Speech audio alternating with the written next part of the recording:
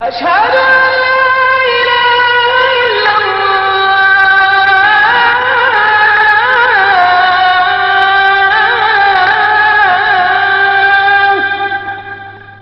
أشهد أن محمدا رسول الله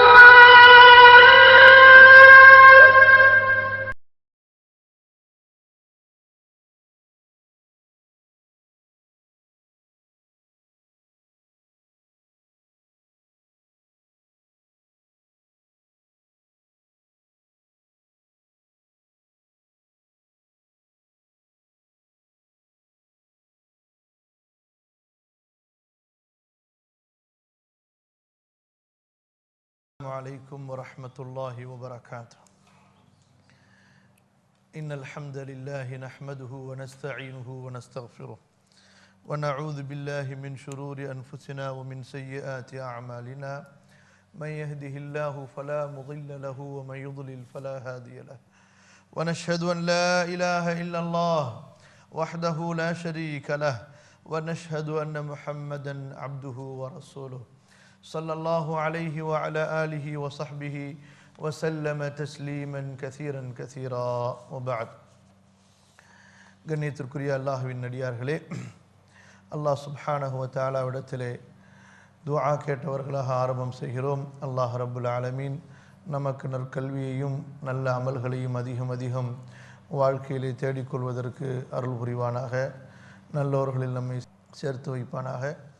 எல்லா விதமான தீய குணங்களை விட்டும் தீய காரியங்களை விட்டும் தீயவர்களை விட்டும் அல்லாஹ் நம்மை பாதுகாத்து அருள்வானாக. துல்ஹஜ் மாதத்தின் முதல் 10 நாட்களின் சிறப்பை பற்றியும் இந்த ஈதுல் அத்ஹா என்ற சிறந்த ஒரு பெருநாளிலே கொடுக்கப்படுகிற குர்பானி சட்டங்களை பற்றியும் இன்ஷா அல்லாஹ் நாம் இங்கே படிக்க இருக்கின்றோம், தெரிந்து கொள்ள இருக்கின்றோம். முதலாவதாக துல்ஹஜ் மாதத்தின் முதல் 10 நாட்களின் சிறப்பை பற்றி நாம் பார்க்கும்போது அல்லாஹ் தபாரக வ தஆலா அவனுடைய புத்தகம் அல் குர்ஆனிலே சில விஷயங்களின் மீது சத்தியம் செய்கிறான். அவற்றில் ஒன்று இந்த துல்ஹஜ் மாதத்தின் முதல் 10 நாட்கள். அல்லாஹ் ஒரு பொருளின் மீது சத்தியம் செய்தால் அந்த பொருளுடைய மகிமை, அந்த பொருளுடைய உயர்வு அங்கே அறியப்படுகிறது. ஒரு பொருளின் உயர்வை, மகிமையை அல்லாஹு தஆலா வெளிப்படுத்த விரும்பும் போது அந்த பொருளின் மீது சத்தியம் செய்வது வழக்கம்.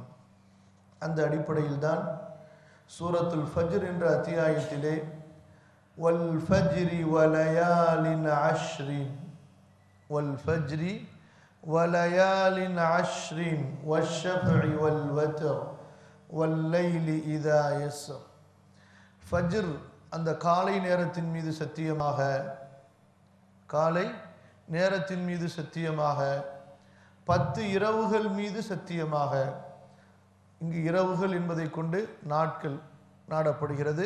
10 நாட்களின் மீது சத்தியமாக. குர்ஆனுக்கு விரிவுரை சொல்கிற முன்னோர் பின்னோர், குர்ஆனுக்கு விரிவுரை சொல்கிற முன்னோர் பின்னோர் அனைத்து அறிஞர்களும் இந்த 10 நாட்கள் என்பதை கொண்டு துல்ஹஜ் மாதத்தின் 10 நாட்கள் நாடப்படுகின்றன என்றுதான் விரிவுரை கூறுகிறார்கள். அப்போ இதிலிருந்து நமக்கு தெரிய வருகிறது இந்த முதல் 10 நாட்கள் எவ்வளவு மகிமையானவை.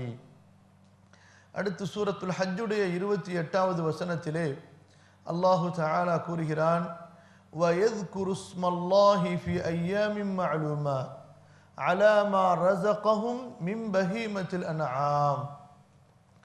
அதாவது அந்த பிறை 10 அல்லது ஐயாமு தஷ்ரீக்கிலே கால்நடைகளை அறுத்து பலியிட்டு அவற்றை புசிப்பதற்கு அல்லாஹு தஆலா முஸ்லிம்களுக்கு வசதி அளித்ததற்காக குர்பானி கொடுப்பது, அந்த கொடுக்கும் ஆற்றலை பெறுவது, இது அல்லாஹுடைய ஒரு அருள். அல்லாஹ் கூறுகிறான், அந்த அருளை முஸ்லிம்கள் அடைந்ததற்காக குறிப்பிடப்பட்ட நாட்களில் இவர்கள் அல்லாஹுவை திக்ரு செய்யட்டும்.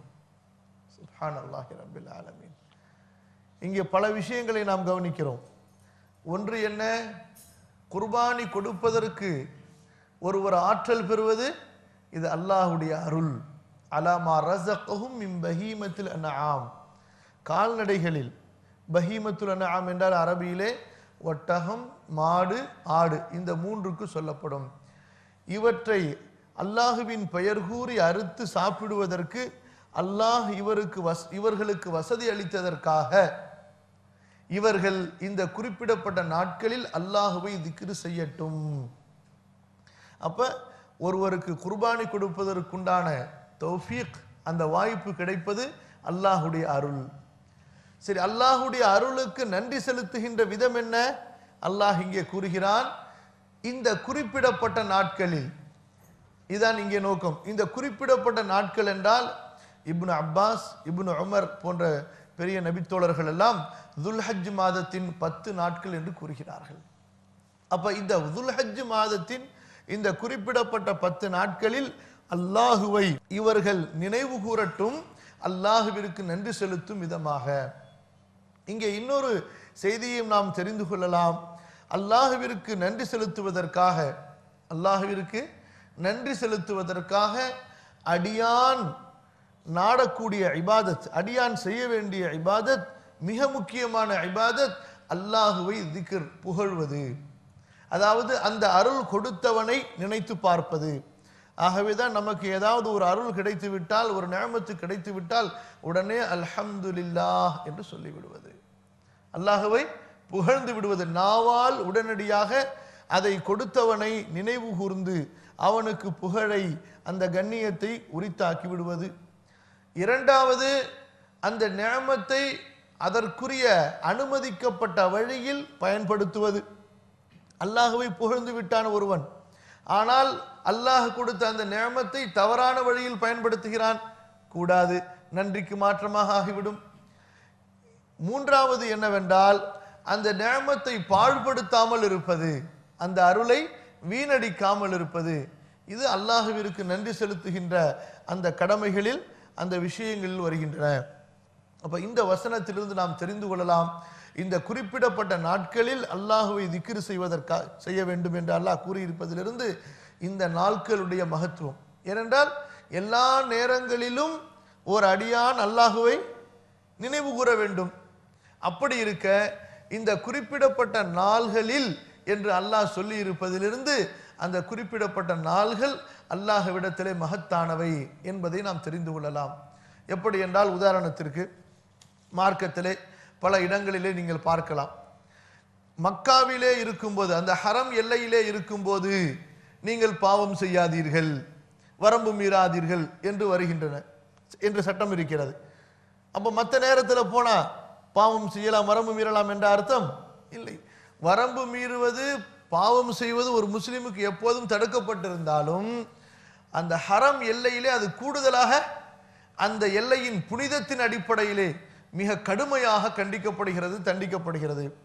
நாம் கூட பழக்கத்திலே சொல்வோம், மஸ்ஜிதில் இருந்து கொண்டு போய் பேசுகிறாயா, மஸ்ஜிதிலே இருந்து கொண்டு ஏமாற்றுகிறாயா, என்ன அர்த்தம்? அப்ப மஸ்ஜிதிற்கு வெளியே சென்றால் ஏமாற்றலாம் என்ற அர்த்தம். இந்த இடம் புனிதமான இடம்.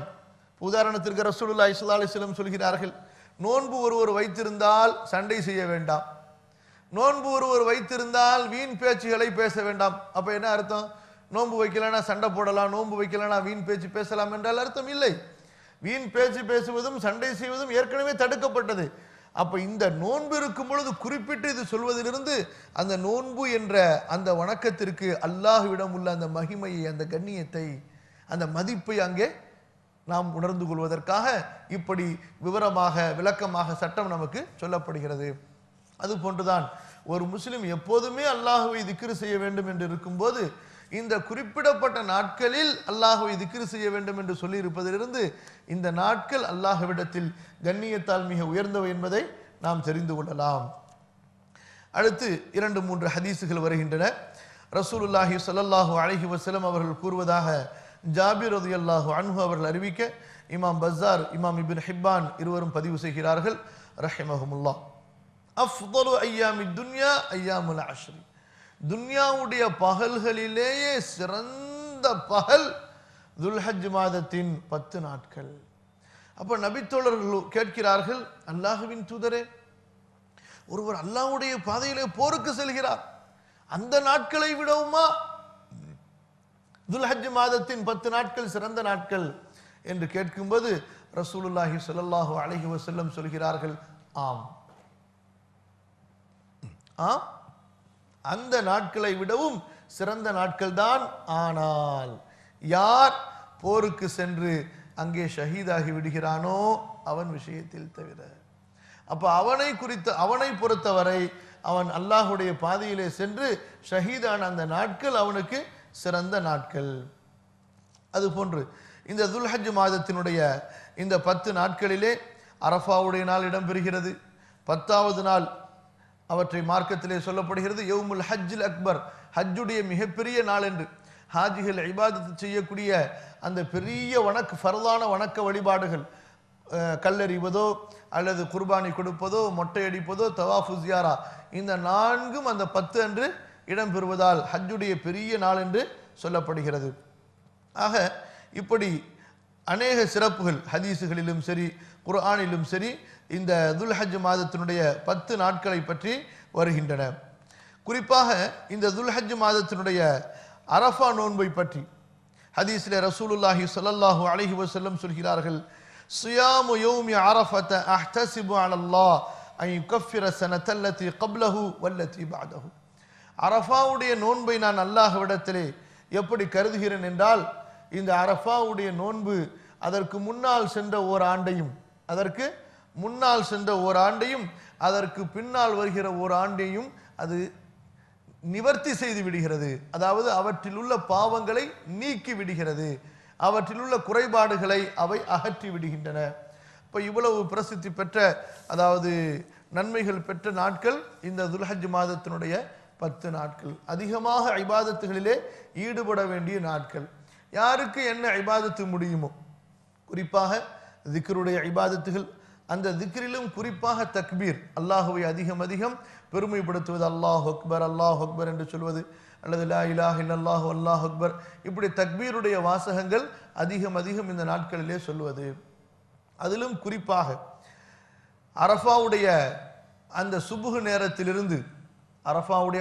நேரத்திலிருந்து ஐயாமு தஷ்ரீக், அந்த பிறை 13 அசர் நேரம் வரை தொழுகைக்கு பின்னால் முஸ்லிம்கள் அனைவரும் ஒன்று சேர்ந்து ஒரு முறை அல்லாஹு அக்பர் அல்லாஹு அக்பர் அல்லாஹு அக்பர் கபீரா லா இலாஹ இல்லல்லாஹ் அல்லாஹு அக்பர் என்று தக்பீர் கூறுவது சுன்னாவாகும். அப்ப இது இந்த துல்ஹஜ் மாதத்தினுடைய இந்த முதல் 10 நாட்களை குறித்த ஒரு சுருக்கமான குர்ஆன் ஹதீஸினுடைய விளக்கங்கள். இது போக ஏனைய வணக்க வழிபாடுகள், குர்ஆன் ஓதுவதோ அல்லது நஃபிலான நோன்புகள் வைக்க விருப்பப்பட்டால் நஃபிலான நோன்புகள் வைப்பதோ அல்லது தர்மங்கள் செய்வதோ உறவுகளுக்கு உதவுவதோ, இது போன்ற வணக்க வழிபாடுகள் எப்போது ஒரு நாள் சிறப்பு என்று சொல்லப்பட்டு விட்டதோ, சாதாரணமாக அடியான் அமல்களிலே ஆர்வம் காட்டுவது, குறிப்பாக எப்போதும் செய்ய வேண்டிய ஃபர்லான வணக்க வழிபாடுகளை பாழ்படுத்தாமல் இருப்பது. உதாரணத்திற்கு ரமதானுடைய மாதம் வணக்க வழிபாடுகளுக்காக உள்ள மாதம். அந்த மாதத்திலே ஒரு மனிதன் ஃபர்லான தொழுகையை பாழ்படுத்தினால் கடுமையான குற்றமா இல்லையா? சாதாரண நேரத்திலேயே ஒரு முஸ்லிம் ஃபர்லான வணக்க வழிபாடுகளை பாழ்படுத்தக்கூடாது, வீணாக்கக்கூடாது, அலட்சியம் காட்டக்கூடாது, அதில் கவனக்குறைவாக இருக்கக்கூடாது. ரமதான் மாதத்தில் கூடுதலாக உபரியான வணக்க வழிபாடுகள் செய்ய வேண்டும். சுன்னத்துகளை பேணுவதோ, நஃபில்களை பேணுவதோ, குர்ஆனை ஓதுவதோ, திக்ர் துஆக்களை அதிகம் கேட்பதோ, அப்ப அதிகமாக வணக்க வழிபாடுகளை சேர்த்து கொள்ள வேண்டும் என்ற மாதத்தில் ஒருவன் ஃபர்லான வணக்க வழிபாடுகளையும், தான் செய்ய வேண்டிய ஃபர்லான வணக்க வழிபாடுகளையும் விட்டான் என்றால் அது பெரிய பாவமா இல்லையா? அதுபோன்றுதான் இந்த துல்ஹஜ் மாதத்தின் இந்த முதல் 10 நாட்களிலும் நஃபிலான வணக்க வழிபாடுகளை அடியான் சேர்த்து கொண்டிருக்க வேண்டும், அதிகப்படுத்த வேண்டும் என்று இருக்கின்ற அந்த நாட்களிலே ஒருவன் ஃபர்லான வணக்க வழிபாடுகளிலே அலட்சியம் செய்தால் அது மிகவும் கண்டிக்கத்தக்க பெரும் பாவங்களில் ஒன்றாக ஆகிவிடும். அடுத்து உதுஹியாவுடைய சட்டங்களை பற்றி. அல்லாஹும்ம ஸல்லி அலா நபியினா முஹம்மத். உதுஹியா என்றால் என்ன? ஈதுடைய அந்த நாட்களில், அதாவது ஈதுல் அதஹா, இந்த துல்ஹஜ் மாதத்தின் ஈதுடைய நாட்களில் ஒட்டகம் அல்லது மாடு அல்லது ஆடு, இந்த கால்நடைகளிலிருந்து அல்லாஹுவிற்காக என்று அல்லாஹுவின் பொருத்தம் நாடி அறுக்கப்படுகிற பிராணிக்கு உதுஹியா என்று சொல்லப்படும். இந்த உதுஹியா, இதை அறுப்பது, இவற்றின் இறைச்சியை பங்கிடுவது, சாப்பிடுவது, இது முஸ்லிம்களுடைய இஸ்லாமுடைய அடையாள சின்னங்கள், இஸ்லாமுடைய அடையாள சின்னங்கள், ஷஆயிர் என்று சொல்லப்படும். அதாவது நாம் முஸ்லிம்கள் இந்த ஊரில் இருக்கிறோம், இஸ்லாமை பின்பற்றுகிறோம் என்பதற்குரிய அடையாளங்கள். எப்படி அதான், அல்லாஹ் அக்பர் என்று அதான் சொல்லுவது, இது போன்று உள்ள அடையாளங்களில் உள்ள ஓர் அடையாளமாகும். புரிகிறதா? இது குர்ஆனிலே அல்லாஹ் கூறியிருக்கிறான், ஹதீஸிலே ரசூலுல்லாஹி ஸல்லல்லாஹு அலைஹி வஸல்லம் சொல்லியிருக்கிறார்கள். எல்லா முஸ்லிம்களும் இதை பின்பற்றி செய்திருக்கின்றார்கள்.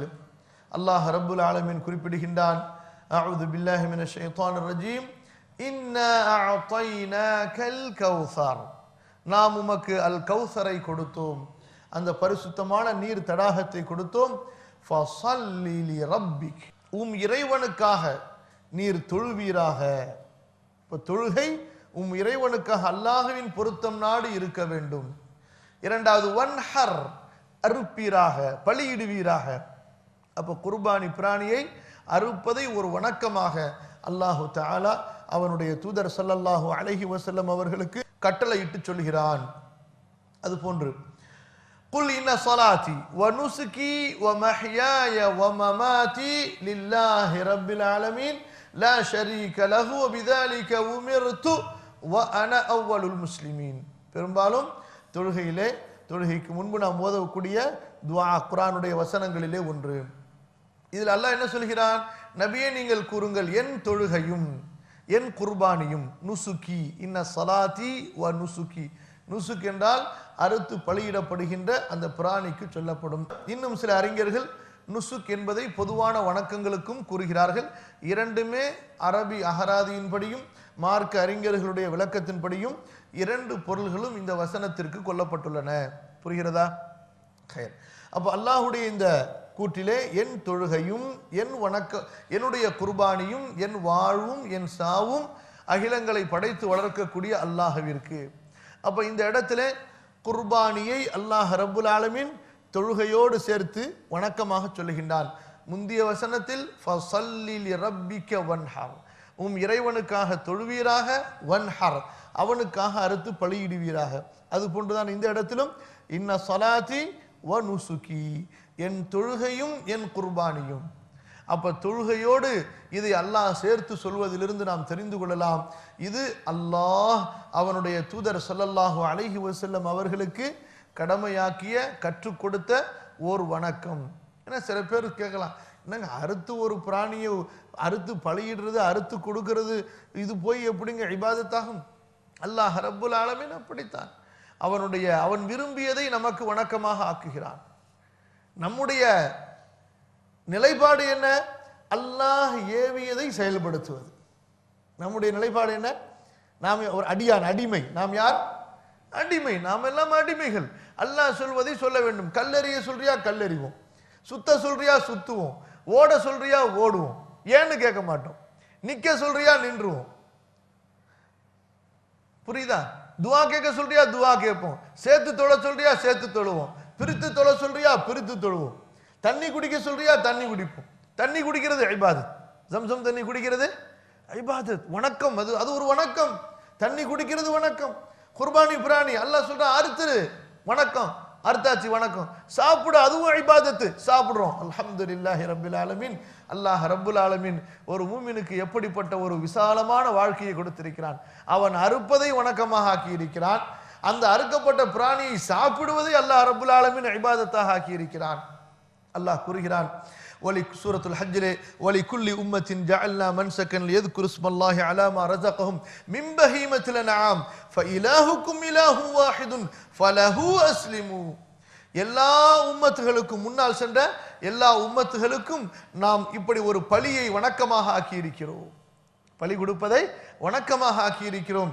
அல்லாஹ் அவர்களுக்கு கொடுத்த இந்த கால்நடைகளின் மீது அல்லாஹுடைய பெயர் கூறி அறுத்து அவர்கள் புசிப்பதற்காக.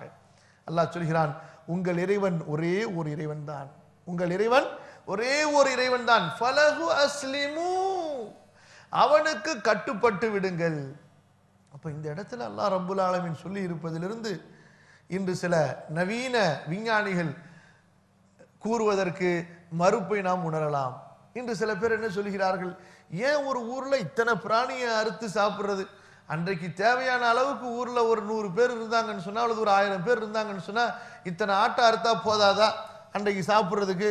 மற்ற காசை வச்சு ஏழைகளுக்கு ஏதாவது நல்லது செய்ய வேண்டியதானே, ஊருக்கு நல்லது செய்ய வேண்டியதானே என்றெல்லாம் சில புதிய விஞ்ஞானிகள் பேசுகிறார்கள் அல்லவா? அல்லாஹ் ரப்புல் ஆலமீன் அப்போதே இந்த கூற்றுகளுக்கு மறுப்பு கூறியதை போன்றிருக்கிறது. ஏன் அல்லாஹ்வுக்கு தெரியுமா தெரியாதா யார் எப்படி பேசுவான்னு சொல்லிட்டு? அல்லாஹ் என்ன சொல்றான், ஃபலஹு அஸ்லிமு, அவனுக்கு பணிந்து விடுங்கள், கட்டுப்பட்டு விடுங்கள். அப்பா நீங்கள் அஸ்லிமு இஸ்லாம், அவனுக்கு நீங்கள் கட்டுப்பட்டு விடுங்கள். அவன் அறுக்க சொல்லிட்டானா அறுத்துரு, பிராணி அறுக்க சொன்னா அறுத்துரு, வைக்க சொன்னா வச்சுக்க. அதுதான் இபாதத், அதுதான் இஸ்லாம், அதுதான் முஸ்லிம். சரியா? ஹதீஸிலே வருகின்றது, இமாம் புகாரி இமாம் முஸ்லிம் அறிவிக்கின்றார்கள், அனஸ் இப்னு மாலிக் ரலியல்லாஹு அன்ஹு அவர்கள் மூலமாக, வஹன் நபியு ஸல்லல்லாஹு அலைஹி வஸல்லம் பிகபிஷைனி அம்லஹைனி ذبحهما بيده وسمى وكبر وضع رجله على صفاحهما. நபி ஸல்லல்லாஹு அலைஹி வஸல்லம் 2 ஆடுகளை உதுஹியா கொடுத்தார்கள். அதுவும் நல்ல கொழுத்த அழகான ஆடு, நல்ல கொம்பு முளைச்சி, நல்ல அதனுடைய கலர் பார்க்கிறதுக்கு வெள்ளையும் கருப்புமா ரொம்ப கவர்ச்சியாக. அம்லஹைனி, அந்த 2 ஆடுகளையும் தன் கரத்தால் அறுத்தார்கள். எப்படி அறுத்தார்கள்? தன் கரத்தால் அறுத்தார்கள். வசம்மா வகப்பர், பிஸ்மில்லாஹ் அல்லாஹு அக்பர் என்று கூறி அறுத்தார்கள். அறுத்த முறையை கூட சஹாபி சொல்கின்றார், அந்த ஆட்டை படுக்க வைத்து தன்னுடைய காலை அதனுடைய கன்னத்தின் மீது அமுக்கிக் கொண்டு அறுத்தார்கள். அதே போல அப்துல்லாஹ் இப்னு உமர் அறிவிக்கின்றார்கள், அகாமன் நபியு ஸல்லல்லாஹு அலைஹி வஸல்லம் பில் மதீனத்தி 10 சினீன் யுதஹி, 10 ஆண்டுகள் ரசூல் ஸல்லல்லாஹு அலைஹி வஸல்லம் மதீனாவிலே தங்கி இருந்தார்கள். 10 ஆண்டுகளும் உதுஹியா கொடுத்தார்கள். 10 ஆண்டுகளும் ரசூலுல்லாஹி ஸல்லல்லாஹு அலைஹி வஸல்லம் உதுஹியா கொடுத்தார்கள். இமாம் அஹ்மத் இமாம் திர்மிதி அறிவிக்கின்றார்கள். சில நேரங்களில் இப்படியுமாக இருக்கின்றன, சஹாபாக்களிடத்துல உதுஹியா கொடுப்பதற்கு ஆடு இல்லை. ரசூலுல்லாஹி ஸல்லல்லாஹு அலைஹி வஸல்லம் அவர்களிடத்துல பைத்துல் மால் சதகாவுடைய ஆடுகள் இருந்தன. அந்த நேரத்தில் ரசூல் ஸல்லல்லாஹு அலைஹி வஸல்லம் அந்த ஆடுகளை எல்லாம் தங்களுடைய தோழர்களுக்கு பங்கு வைத்து கொடுத்து குர்பானி கொடுங்கள் என்று கூறியிருக்கிறார்கள். புரியுதா இல்லையா? அப்ப இந்த ஹதீஸ் நமக்கு எதை உணர்த்துகிறது? எல்லா முஸ்லிம்களும் முடிந்தவரை இந்த குர்பானி கொடுக்கும் வணக்கத்திலே பங்கெடுக்க வேண்டும். ஒன்று. இரண்டாவது என்ன, யாருக்கு வசதி இருக்கிறதோ அதிகமாக அவர்கள் வசதி இல்லாதவர்களுக்கும் ஆடுகளை வாங்கி கொடுத்து நீங்களும் அல்லாஹ்வுடைய பாதையிலே குர்பானி கொடுங்கள் என்று அவர்களையும் தூண்டுவது, அவர்களுக்கும் அந்த வாய்ப்பை, அந்த ஒரு நியமத்தை அடைவதற்குண்டான ஒரு வழியாக தான் ஆகுவது. ரசூல் ஸல்லல்லாஹு அலைஹி வஸல்லம் இந்த இடத்தில் அதற்கு நமக்கு சிறந்த முன்மாதிரியாக இருக்கிறார்கள். அண்ணன் நபியு ஸல்லல்லாஹு அலைஹி வஸல்லம் கஸம பைன அஸ்ஹாபிஹி, தங்கள் தோழர்களுக்கு மத்தியிலே லஹாயா, தங்களிடம் இருந்த உதுஹியாக்களை எல்லாம் கொடுத்தார்கள். எல்லாருக்கும் கொடுத்தாங்க, இந்தாங்க நீங்க எடுத்துட்டு போய் அருங்க, நீங்க எடுத்துட்டு போய் அருங்கன்னு சொல்லிட்டு. இந்த மாதிரி செல்வந்தர்களைத்தான் இன்று நம் உம்மத்துக்கு தேவை.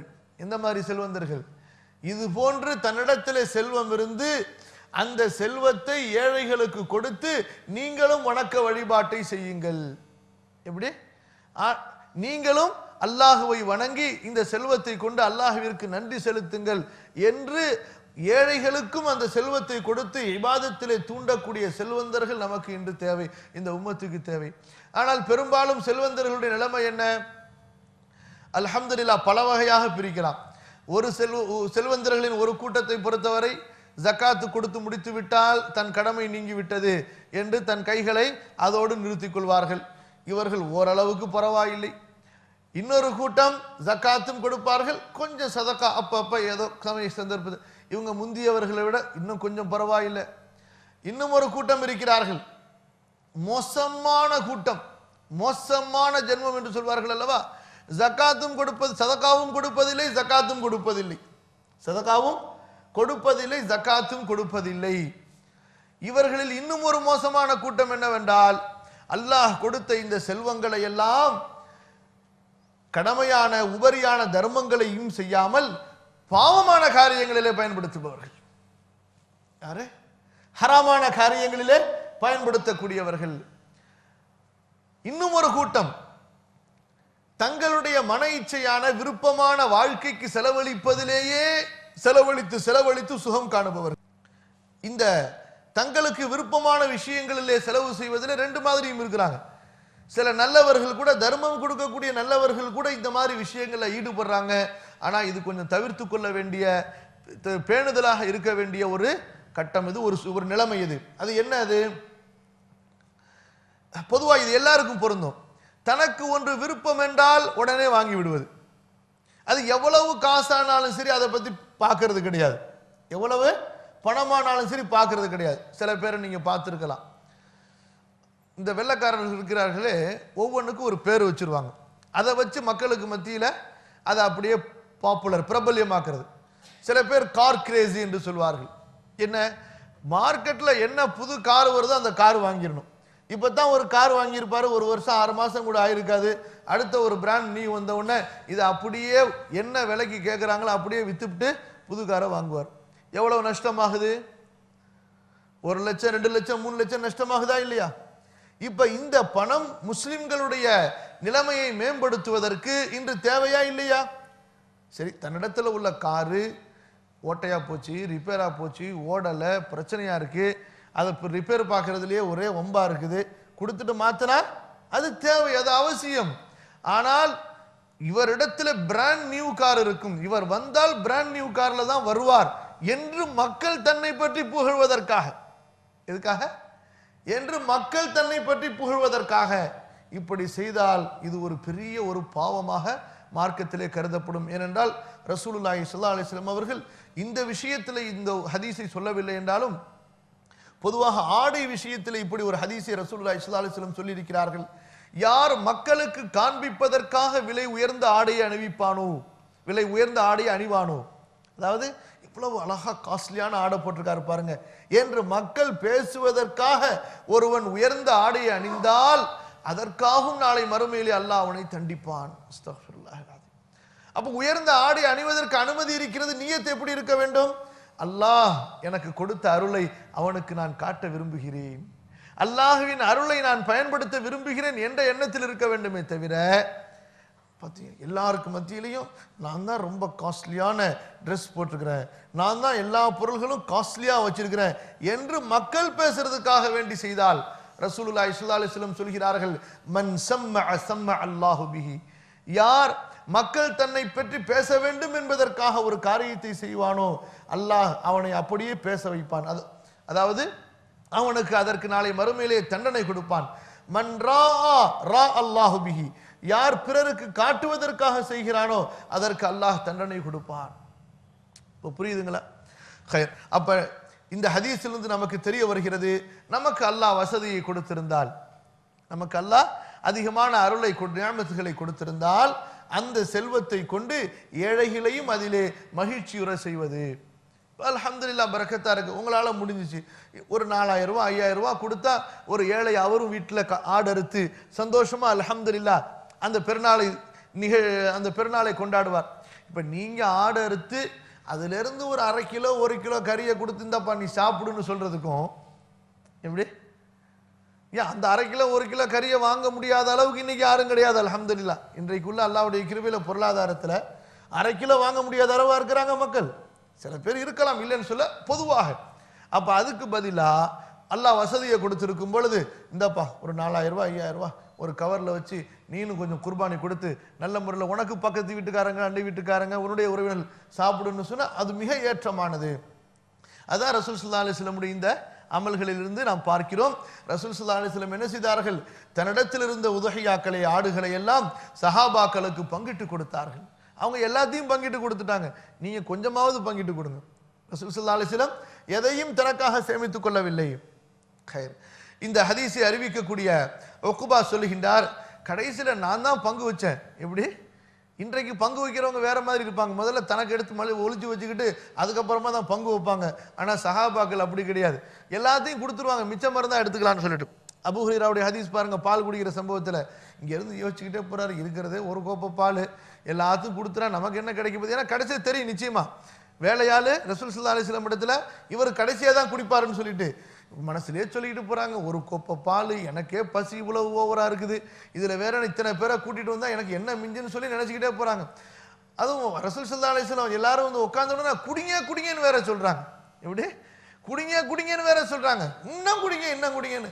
இங்கே அபூ ஹுரைரா நஃப்ஸ் ஓடிக்கிட்டே இருக்குது. கடைசியில் பார்த்தா எல்லாரும் குடிச்சிட்டாங்க. அபூ ஹுரைரா ஆரம்பத்தில் ஒரு முதல் ஆளுக்கு கொடுக்கும் பொழுது எவ்வளோ அந்த கோப்பையில் பால் இருந்துச்சோ அதே அளவுக்கு இருக்குது. ரசூல் ஸல்லல்லாஹு அலைஹி வஸல்லம் சொல்கிறாங்க அபூ ஹுரைராட்ட, அபூ ஹுரைரா குடிப்பா அப்படிங்கிறாங்க.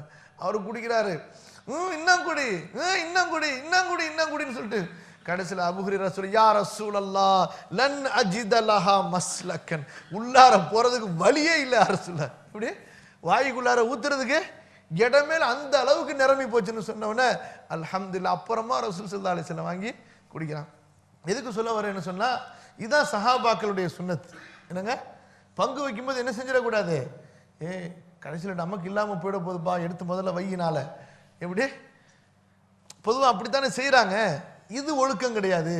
என்ன, முதல்ல கொடுத்துக்கிட்டே இரு, மிஞ்சினால் அல்ஹம்துலில்லாஹ் நமக்கு எடுத்துப்போம், இல்லையா அல்ஹம்துலில்லாஹ், கொடுத்த நம்ம நன்மை குறைஞ்சிடாது.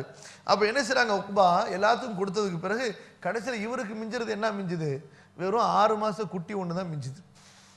என்ன மிஞ்சுது, எல்லா மக்களுக்கும் பெரிய பெரிய ஆடை கொடுத்துட்டாங்க. கடைசியில் இவருக்கு ஒரு செம்மறி ஆட்டுடைய 6 மாத குட்டி தான் மிஞ்சுது. யார் ரசூலல்லாஹ், எல்லாத்துக்கும் பெரிய பெரிய ஆடை கொடுத்து தூக்கிட்டு போயிட்டாங்க, கடைசியில் மிஞ்சினது எனக்கு 6 மாத குட்டி தானே யார் ரசூலல்லாஹ் மிஞ்சிருக்கு. அப்போ ரசூல் ஸல்லல்லாஹு அலைஹி வஸல்லம் சொல்றாங்க, பரவாயில்லப்பா, உனக்கு அதுவே ஜாயிஸானது, லஹி பிஹா, நீ அதை உதுஹியா கொடுத்துக்கொள். புகாரி முஸ்லீம்ல வரக்கூடிய ஹதீஸ். அப்போ புரியுதுங்களா? அப்போ ரசூல் ஸல்லல்லாஹு அலைஹி வஸல்லம் அவர்கள் செய்திருக்கிறார்கள், பேணி இருக்கிறார்கள், ஆர்வம் ஊட்டி இருக்கிறார்கள். அடுத்து புகாரி முஸ்லிம்ல இன்னொரு ஹதீஸ் வருகிறது. பரா இப்னு ஆசிப் அறிவிக்கின்றார்கள், மன் ذبح بعد الصلاه فقد تم نسكه واصاب سنه المسلمين, யார் தொழுகைக்கு பின்னால் அறுத்து பலியிடுகிறாரோ அவருடைய நுசுக், அந்த கிரிகை, அந்த பலியிடுகின்ற அந்த வணக்கம் முழுமை அடைந்தது. அவர் முஸ்லிம்களுடைய சுன்னத்தை அடைந்து விட்டார், முஸ்லிம்களுடைய சுன்னத்தை அடைந்து விட்டார். அப்ப முஸ்லிம்கள் என்றால் இங்கே யாரை பற்றி சொல்லப்படுகிறது, அதாவது குர்ஆனை இஸ்லாமை பின்பற்றக்கூடிய மக்கள், அவர்களுடைய அந்த கடமையை, அவர்களை போன்ற கடமையை இவர் செய்து விட்டார். அதாவது இவரும் அந்த முஸ்லிம்களில் கணிக்கப்படுவார், ஒருவராக இருப்பார். ஆகவே நாம் இதிலிருந்து என்ன தெரிய வருகிறோம் என்றால், ரசூலுல்லாஹி ஸல்லல்லாஹு அலைஹி வஸல்லம் அவர்களும் கொடுத்திருக்கிறார்கள், சஹாபாக்களும் கொடுத்திருக்கிறார்கள். இது முஸ்லிம்கள் பின்பற்ற வேண்டிய ஒரு வழிமுறை என்பதாகவும் அறிந்து கொள்கிறோம். இப்ப மார்க்க அறிஞர்களுக்கு மத்தியில சில சின்ன ஒரு கருத்து, ஒப்பீனியன்ஸ், சில கருத்துகள்.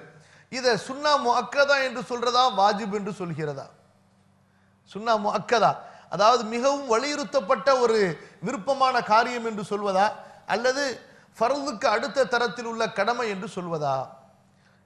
அவர்கள் எப்படி வேண்டுமானாலும் அல்ஹம்துலில்லாஹ் கருத்து சொல்லிக் கொள்ளட்டும். நம்மை பொறுத்தவரை ரசூலுல்லாஹி ஸல்லல்லாஹு அலைஹி வஸல்லம் அவர்கள் செய்தார்கள், 10 ஆண்டுகள் செய்ய சொன்னார்கள், முஸ்லிம்கள் சஹாபாக்கள் செய்தார்கள், நாம் செய்கிறோம். அது சுன்னா என்ற அடிப்படையில் இருந்தாலும் சரி, வாஜிப் என்ற அடிப்படையில் இருந்தாலும் சரி, சுன்னா முஅக்கதா என்றாலும் அது வாஜிபுக்கு மிக நெருக்கமான ஒரு அமலாகும். ஆகவே நாம் முடிந்தவரை இதை செய்வதற்கு முயற்சி செய்ய வேண்டும். அடுத்த சகோதரர்களே, மேற்கூறப்பட்ட ஒரு செய்திதான், இந்த உதுஹியா கொடுப்பதுதான் ஏற்றமே தவிர உதுஹியாவுடைய அந்த கிரயத்தை தர்மமாக கொடுப்பது ஏற்றமல்ல, சரியல்ல. இப்னுல் கய்யிம் ரஹ்மத்துல்லாஹி அலைஹி அவர்கள் இதை தங்கள் காலத்திலேயே மிகவும் அழகாக வலியுறுத்தி விளக்கமாக எழுதியிருக்கின்றார்கள். எப்போது அல்லாஹும் அல்லாஹ்வுடைய தூதர் ஸல்லல்லாஹு அலைஹி வஸல்லம் அவர்களும் அறுத்து பலியிட வேண்டும் என்று சொல்லிவிட்டார்களோ அங்கே அறுத்து பலியிடுவதுதான் வணக்கமே தவிர அதற்கு மாறாக அதனுடைய கிரயத்தை போன்று எத்தனை மடங்கு அதிகமாக கொடுத்தாலும் அது அந்த இபாதத்திற்கு ஈடாக சமமாக ஆகிவிடாது. இப்ப அடுத்து இன்னொரு விஷயம், இந்த உதுஹியாவை பொறுத்தவரை யார் கொடுப்பது, உதுஹியாவை பொறுத்தவரை யார் கொடுப்பது, எப்படி கொடுப்பது? ஒருவர் தன் சார்பாகவும் தன்னுடைய உறவினர்கள் சார்பாகவும் உதுஹியா கொடுத்தால் அது மிக ஏற்றமானது. அதாவது அறுக்கும்போது, யா அல்லாஹ், இது என் சார்பாக, என் குடும்பத்தார்கள் சார்பாக கொடுக்கிறேன், பிஸ்மில்லாஹி அல்லாஹு அக்பர் என்று நியத்து வைத்துக் கொள்வது மிக ஏற்றமானது. இதுதான் ரசூலுல்லாஹி ஸல்லல்லாஹு அலைஹி வஸல்லம் அவர்களுடைய சுன்னாவிலிருந்து நாம் அறிய வருகிறோம். பின்னால் ஹதீஸ் வர இருக்கிறது. சரியா? இது ஏற்றம், குர்பானியினுடைய ஏற்றமான வகை. இரண்டாவது என்னவென்றால், ஒரு செல்வந்தர் அல்லது ஒரு தந்தை இறக்கும் போது, எப்பா மகனே நீ உயிரா இருக்கிற வரைக்கும் வருஷம் என் சார்பா ஒரு குர்பானி அறுத்து கொடுத்துரு, பலி கொடுத்துரு என்று வசியத்து செய்துவிட்டு செல்கிறார். அப்படி வசியத்து செய்துவிட்டு சென்றால் மகன் தனக்கு சக்தி இருக்கும் காலம் வரை தன்னுடைய தந்தையின் வசியத்தை நிறைவேற்ற வேண்டும். இது ஒரு தனி விஷயம். வசியத்தை நிறைவேற்றுவது என்ற பாடத்தில் வருகிறது. மூன்றாவது ஒன்று, இது பொதுவாக சிலர் செய்கிறார்கள். அதாவது என்னவென்றால், தன் சார்பாக ஒன்று கொடுத்துட வேண்டியது, அதுக்கப்புறமா தன்னுடைய இறந்து விட்ட அத்தா சார்பாக ஒன்று கொடுக்க வேண்டியது, அப்புறம் இறந்து விட்ட தன் அம்மா சார்பாக கொடுப்பது, இப்படி இறந்து விட்டவர்களுக்காக தனித்தனியாக கொடுப்பது. இது ஜாயிஸா ஜாயிஸ் இல்லையா என்ற பிரச்சனைக்குள் சென்றால், சில மார்க்க அறிஞர்கள் தர்மம் கொடுப்பது எப்படி பிள்ளைகள் பெற்றோர்கள் சார்பாக ஜாயிஸ் என்று சொல்லப்படுகிறதோ அந்த அடிப்படையில் இதையும் ஜாயிஸ் என்று சொல்லலாம் என கூறுகிறார்கள். புரியுதா? ஆனால் பெரும்பாலான அறிஞர்களும் ஹதீஸ் கலையினுடைய சிறந்த அறிஞர்களும் கூறுவது என்னவென்றால், இவ்வாறு செய்வது சுன்னாவில் உள்ள விஷயம் அல்ல. அதாவது ரசூல் ஸல்லல்லாஹு அலைஹி வஸல்லம் அவர்களுடைய அந்த சிறந்த சுன்னா என்ற அந்த ஒழுக்கங்களில் உள்ளதல்ல. ஏனென்றால் இறந்தவர்களுக்காக இப்படி நன்மையை சேர்த்து வைப்பது அல்லாஹ்விற்கு விருப்பமான ஒரு செயலாக இருந்திருக்குமே ஆனால் அதை ரசூலுல்லாஹி ஸல்லல்லாஹு அலைஹி வஸல்லம் செய்திருப்பார்களா இல்லையா? ரசூல் ஸல்லல்லாஹு அலைஹி வஸல்லம் அவர்கள் இறந்துவிட்ட தன் மனைவிகளிலேயே விருப்பமான மனைவி அன்னை ஹதீஜாவுக்காக வேண்டி என்று தனியாக குர்பானி கொடுத்தது கிடையாது. இறந்து விட்டவர்களிலேயே ரசூல் ஸல்லல்லாஹு அலைஹி வஸல்லம் அவர்களுக்கு மிகவும் விருப்பமான உறவினர் ஹம்ஸா ரலியல்லாஹு அன்ஹு, அவர்களுக்காக ரசூலுல்லாஹி ஸல்லல்லாஹு அலைஹி வஸல்லம் கொடுக்கவில்லை. தன் வாழ்நாளிலேயே தன்னுடைய 3 மகளார்கள் இறந்து விட்டார்கள். ஜெய்னப் இறந்தார் ரலியல்லாஹு அன்ஹா, உம்மு குல்சூம் இறந்தார் ரலியல்லாஹு அன்ஹா, ருக்கையா ரலியல்லாஹு அன்ஹா, இவர்களெல்லாம் ரசூலுல்லாஹ் வாழும்போதே இறந்து விட்டார்கள். இப்படி தங்களுடைய மகள் சார்பாக ரசூலுல்லாஹி ஸல்லல்லாஹு அலைஹி வஸல்லம் தனித்து பெயர் கூறி உதஹியா கொடுத்தார்களா? இல்லை. அதுபோன்று சஹாபாக்களும் சரி, ரசூல் ஸல்லல்லாஹு அலைஹி வஸல்லம் உடைய பேர்ல நான் குர்பானி கொடுக்கிறேன். இன்னைக்கு கூட சில பேர் செய்வாங்க, ஒரு ஆடு வாங்குவாங்க, இது ரசூலுல்லாஹ்வுடைய பேர்லன்னு சொல்லுவாங்க. இப்படியெல்லாம் சஹாபாக்கள் செய்யவில்லை. ஆகவே சுன்னா, நேரடியான அந்த சுன்னாவை பின்பற்றுகிற முறை என்னவென்றால், ஒரு ஆட்டை நாம் வாங்கினால் அந்த ஆட்டை அறுக்கும்போது என் சார்பாகவும் என் உறவினர்கள் சார்பாகவும் இன்னைய முஸ்லிம்கள் சார்பாகவும் என்று நியத்து வைத்தாலும் நிறைவேறிவிடும். பின்னாடி பார்க்க இருக்கிறோம், ரசூல் ஸல்லல்லாஹு அலைஹி வஸல்லம் அறுக்கும் பொழுது, யா அல்லாஹ் என் சார்பாகவும் என் உறவினர்கள் சார்பாகவும் என்னுடைய உம்மத்தில் யார் உதஹியா கொடுக்கலையோ அவர்கள் சார்பாகவும் நான் இதை அறுக்கிறேன் என்று சொன்னாங்க. ஆகவே இந்த அடிப்படையில் தான் நாமும் உதஹியாவுடைய நியத்தை வைத்துக் கொள்ள வேண்டும், நியத்தை செய்ய வேண்டும். அடுத்தது உதஹியாவுடைய நிபந்தனைகள். அந்த அறுக்கப்படுகிற உதஹியா பிராணி எப்படி இருக்க வேண்டும்? இது ரொம்ப முக்கியமா தெரிந்து கொள்ள வேண்டிய விஷயம். ஏன்னா எல்லா விஷயத்திலையும் இன்று மார்க்க காரியங்களிலே அலட்சியமும் ஒரு கவனக்குறைவும் ஏற்பட்டு விட்டதை போன்று பலர் இதிலும் செய்து விடுகிறார்கள். ஏதோ ஒன்று அறுத்தா போதும், அறுத்து விடுப்போம், முடிஞ்சு போச்சு. எதை வாங்குறோம், எப்படி இருக்குது, அதெல்லாம் கணக்கு கிடையாது. ஏதோ ஒன்றை வாங்கினியா, அறுத்து போட்டியா, முடிஞ்சு போச்சு, அவ்வளோ. அப்படி இல்லை அன்பிற்குரியவர்களே. நீங்கள் எந்த அளவு வணக்க வழிபாட்டிலே ஈடுபாடு கொள்கிறீர்களோ அந்த அளவுதான் அந்த வணக்க வழிபாடு அல்லாஹ்விடத்திலே நன்மைக்குரியதாக ஆகிறது. சஹாபாக்கள் ரொம்ப கொஞ்சமா தர்மம் கொடுத்தாங்க, ஆனா அது ஏன் அவ்வளவு கூட இருக்குது?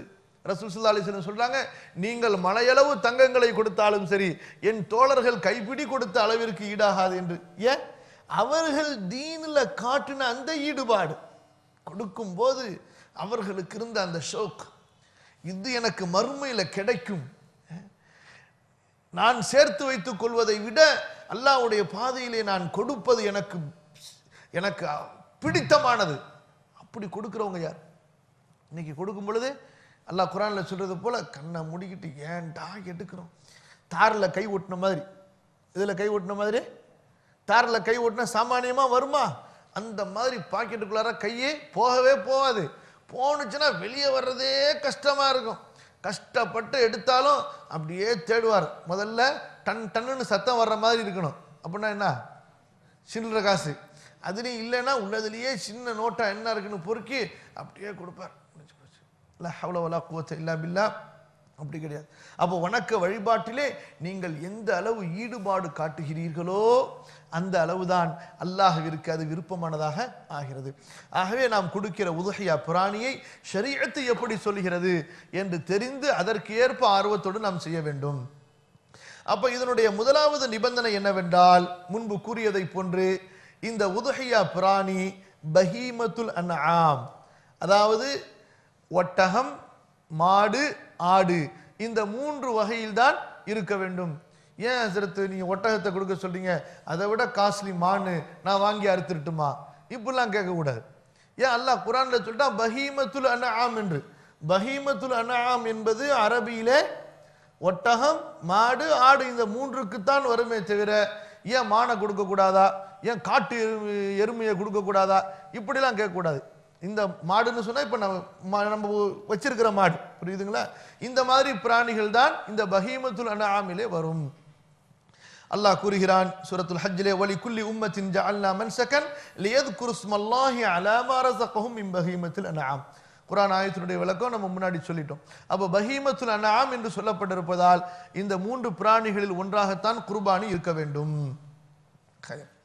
இரண்டாவது நிபந்தனை, இந்த குர்பானி கொடுக்கப்படுகிற அந்த பிராணி மார்க்கம் நிர்ணயித்த வயதை அடைந்திருக்க வேண்டும். அதாவது ஒட்டகமாக இருந்தால் 5 ஆண்டும், இம்மாடாக இருந்தால் 2 ஆண்டும், ஆடாக இருந்தால் 1 ஆண்டும் பூர்த்தியாகி இருக்க வேண்டும். புரியுதா? மீண்டும் ஒரு முறை சொல்கிறோம்.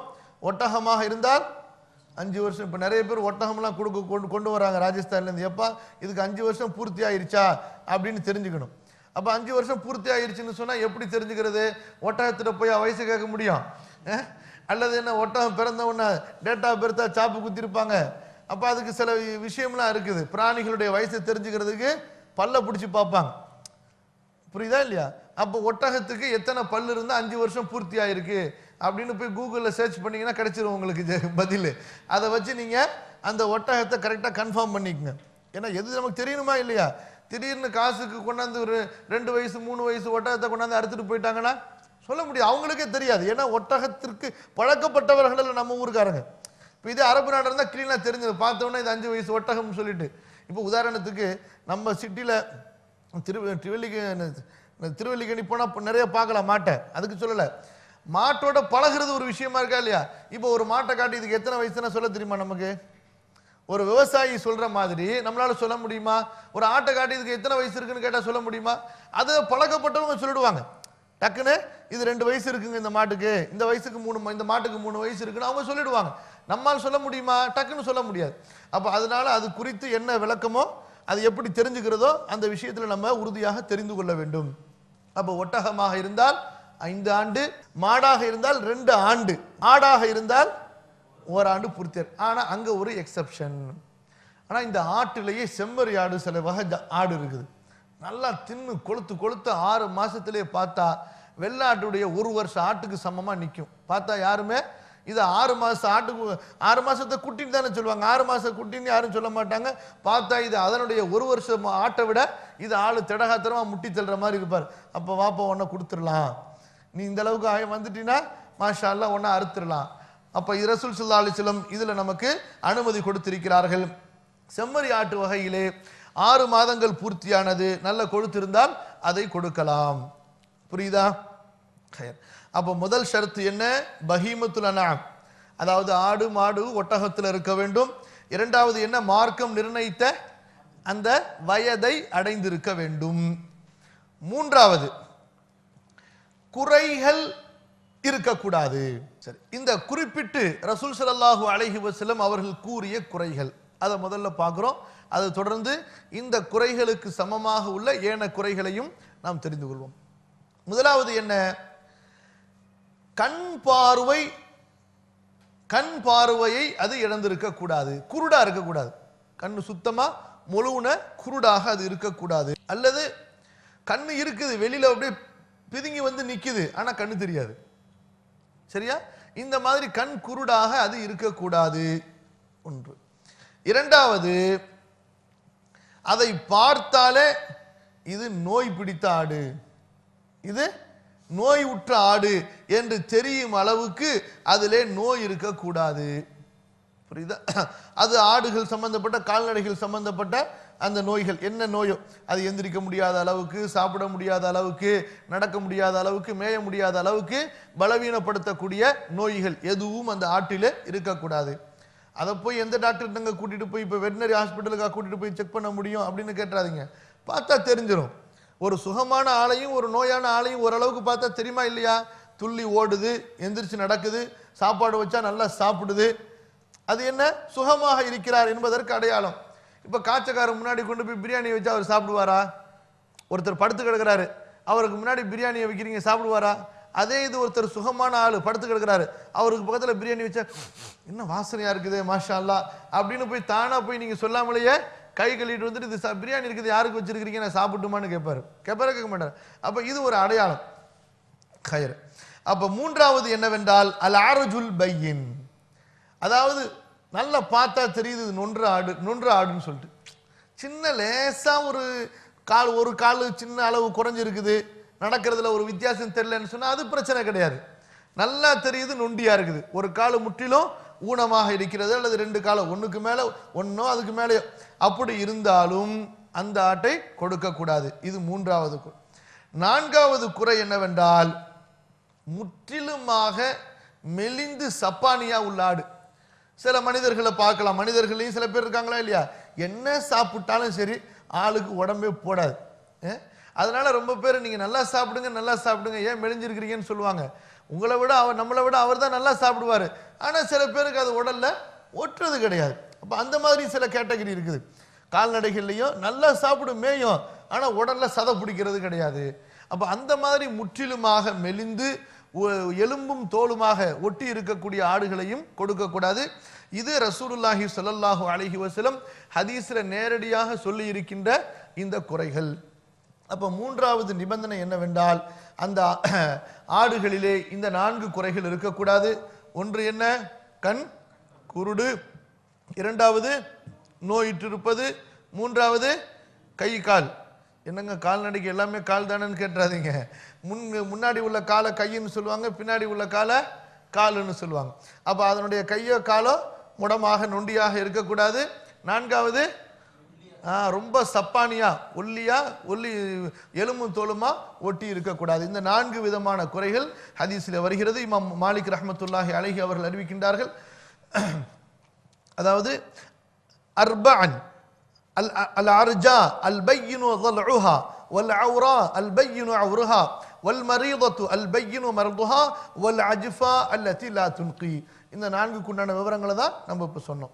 இப்ப அடுத்து இந்த 4 குறைகளோட இது போல உள்ள குறைகள் என்னென்ன அப்படின்னு சொன்னா அல் அம்யா அல்லதி லா துப்சிரு பிஐனைஹா, அதாவது கண்ணு இருக்குது ஆனா பார்வையே கிடையாது, அதுக்கு பார்வை போயிடுச்சு. இப்ப ஹதீஸ்ல சொல்லப்பட்ட குருடு அறவே கண்ணு மூழ்கி இருக்கிறது, அல்லது கண்ணு பிதுங்கி இருக்குது, பார்க்க முடியாது அதால. இப்ப அதோட தான் மார்க்க அறிஞர்கள் இதையும் சேர்க்கிறார்கள்.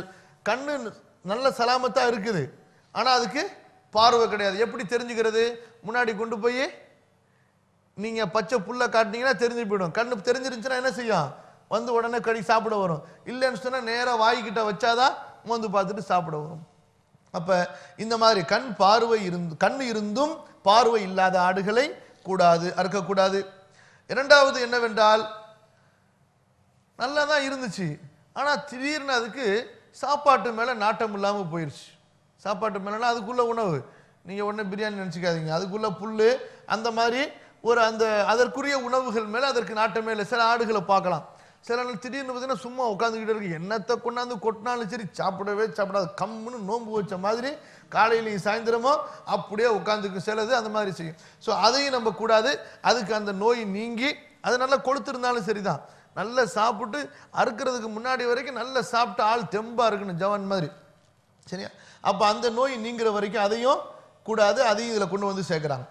மூன்றாவது என்னன்னு சொன்னால், இப்போ ஒரு ஆடு பிரசவ வேதனையில் இருக்குது, இன்னைக்கோ நாளைக்கோ நாளன்னைக்கோ குட்டி போடலான்னு இருக்குது, இதையும் கொண்டு வந்து அங்கே அறுக்கக்கூடாது. நான்காவது என்னவென்றால், இப்போ ஒரு ஆடு மேலேருந்து கீழே விழுந்துருச்சு, அல்லது கூட்டமாக போகும் பொழுது கீழே விழுந்துச்சு, எல்லா ஆடும் ஏறி மேலே மிதிச்சு போய் ஆள் வந்து இன்னைக்கு மூத்தா போகுமா நாளைக்கு மூத்தா போகுமான்னு சொல்லி ரொம்ப காயம் ஏற்பட்டு கிடக்குது. இந்த மாதிரி ஆடுகளையும் அறுக்கக்கூடாது. அதே போல் ஆடு பார்க்க நல்லா தான் இருக்குது, ஆனால் மற்ற ஆடுகளோட சேர்ந்து அதை நடக்க முடியாது, விறுவிறுன்னு சுறுசுறுப்பாக அங்கங்கே ஓடி ஆடி நடக்க முடியாது. சும்மா சொல்லுவாங்க, முன்னாடி சொன்னோம்ல சப்பானின்னு சொல்லிட்டு, சாதாரணமாக இருக்கும், அப்படியே நீங்கள் பிடிச்சி தூக்கி வச்சிங்கன்னா இங்கே இருக்கும், அங்கே தூக்கி வச்சிங்கன்னா அங்கே இருக்கும். அந்த மாதிரியான ஒரு குறைகள் இருந்தாலும் அவற்றையும் செய்யக்கூடாது. அதே போல் சில சமயங்களில் இந்த மாதிரி ஒரு இன்சிடென்ட் சந்தர்ப்பங்கள் சூழ்நிலைகள் நடப்பது உண்டு. இப்போ நீங்கள் ஏதோ ஒன்றை அடிக்கிறதுக்காண்டி, உதாரணத்துக்கு ஒரு நாய் திடீர்னு தாக்குற மாதிரி வருது அல்லது வீட்டுக்கு வருது, அந்த நாயை நீங்கள் அடிக்கிறதுக்காக வேண்டி கையில் இருந்த அருவாளை தூக்கி எரிஞ்சிங்க, அது ஓடி போச்சு. கடைசியில் மாட்டிக்கிட்டது என்ன, அங்கே கட்டப்பட்டு இருந்த ஒரு ஆடு, ஒரு நாய் திங்க, ஒரு ஓநாய் திங்க வந்துடுது, நீங்கள் எரிகிறீங்க ஏதாச்சும் ஒன்று, கடைசியில் அது எதில் போய் விழுந்துருது, ஆடு மேலே போய் விழுந்துருது. இப்போ காலு போயிருச்சு, வெட்டப்பட்டுருச்சு, ஏற்கனவே நொண்டி கிடையாது. இந்த மாதிரி இருந்தாலும் அந்த குறைகளும் நாம் இந்த மாதிரி குறைகள் உள்ள ஆட்டையும் குர்பானி கொடுப்பதை தவிர்க்க வேண்டும். அப்போ ஹதீஸில் சொல்லப்பட்டிருக்கின்ற 6 குறைகள் நேரடியான குறைகள், அந்த குறைகளுக்கு சமமான 6 குறைகளையும் மார்க் அறிஞர்கள் விவரிக்கிறார்கள்.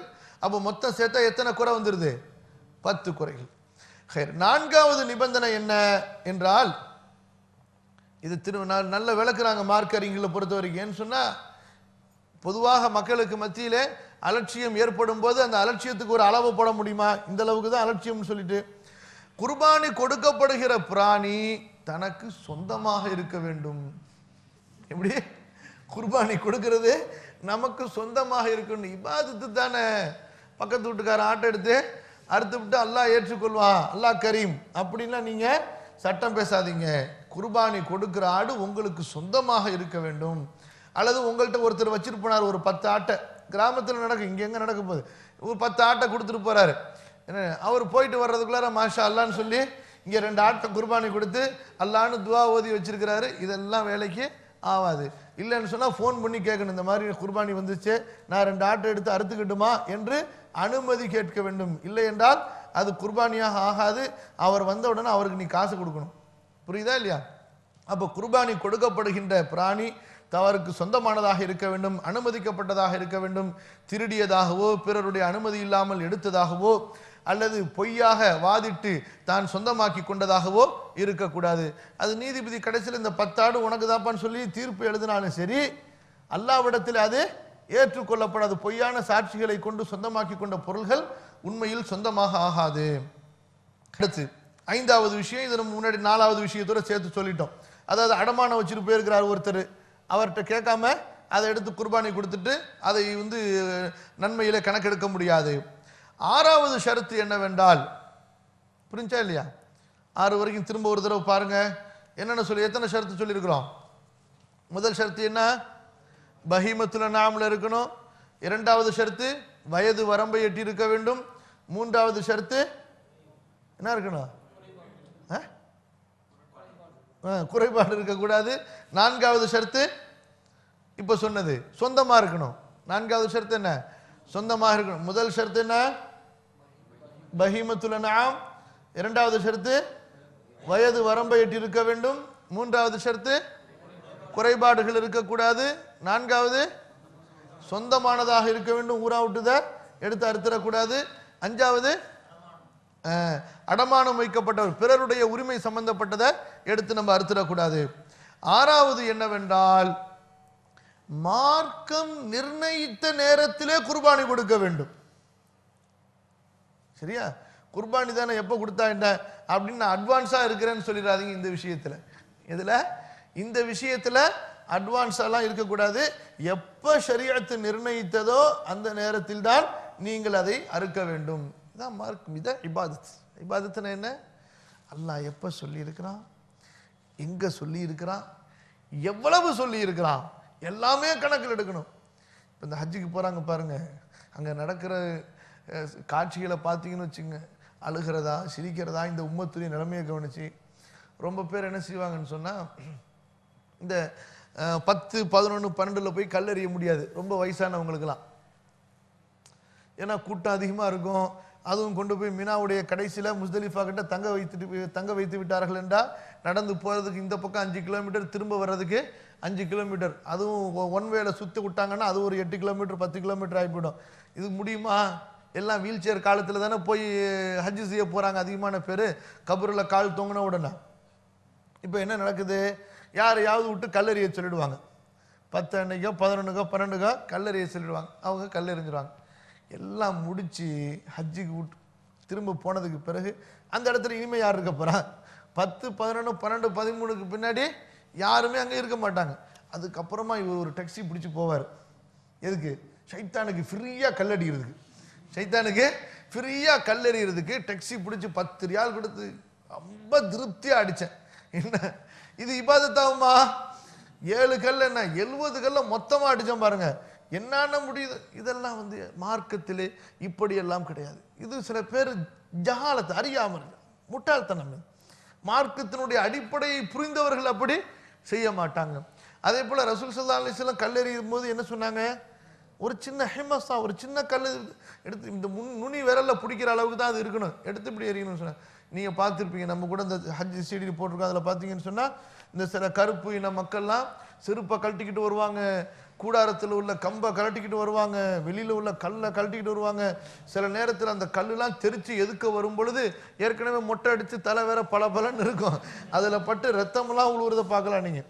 ஏன்னா அறியாமை, ஜஹாலத். லா ஹவ்ல வலா குவத்த இல்லா பில்லாஹில் அலியில் அஸீம். அப்போ 6வது நிபந்தனை என்னவென்றால், மார்க்கம் நிர்ணயித்த நேரத்தில் இருக்க வேண்டும். அப்போ மார்க்கம் நிர்ணயித்த நேரம் என்ன? பிறை 10 அன்று சூரிய உதயத்திற்கு பிறகு, துல்ஹஜ் மாதத்தின் பிறை 10 அன்று சூரிய உதயத்திற்கு பிறகு ஈதுல் அதஹாவுடைய தொழுகையும் நிறைவேற்றப்பட்டு ஹுதுபாவிற்கு பிறகு மார்க்கம் நிர்ணயித்த நேரம் ஆரம்பமாகிறது.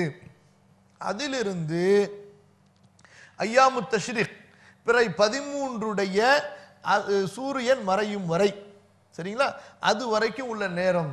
இதுல சிறப்பு எந்த நேரம்? எவ்வளவு நீங்க சீக்கிரமா கொடுக்குறீங்களோ, அதாவது தொழுகை முடிஞ்சதிலிருந்து எவ்வளவு விரைவாக விரைந்து செல்கிறீர்களோ அந்த அளவுக்கு ஏற்றமானது. அப்ப இந்த 6 நிபந்தனைகளை நாம் தெரிந்து கொண்டோம்.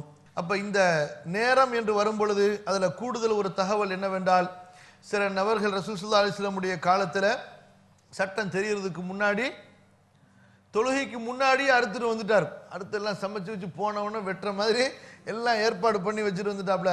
ரசூல் ஸல்லல்லாஹு அலைஹி வஸல்லம் சொல்லிட்டாங்க, அப்பயே ஃபத்வா கொடுத்துட்டாங்க, எப்பா இது வீட்டுக்கு கறிக்காக வேண்டிய அறுத்த ஆடாகி போச்சப்பா, இது வேலைக்காவது, புதுசா ஒன்றை கொடுத்துருன்னு.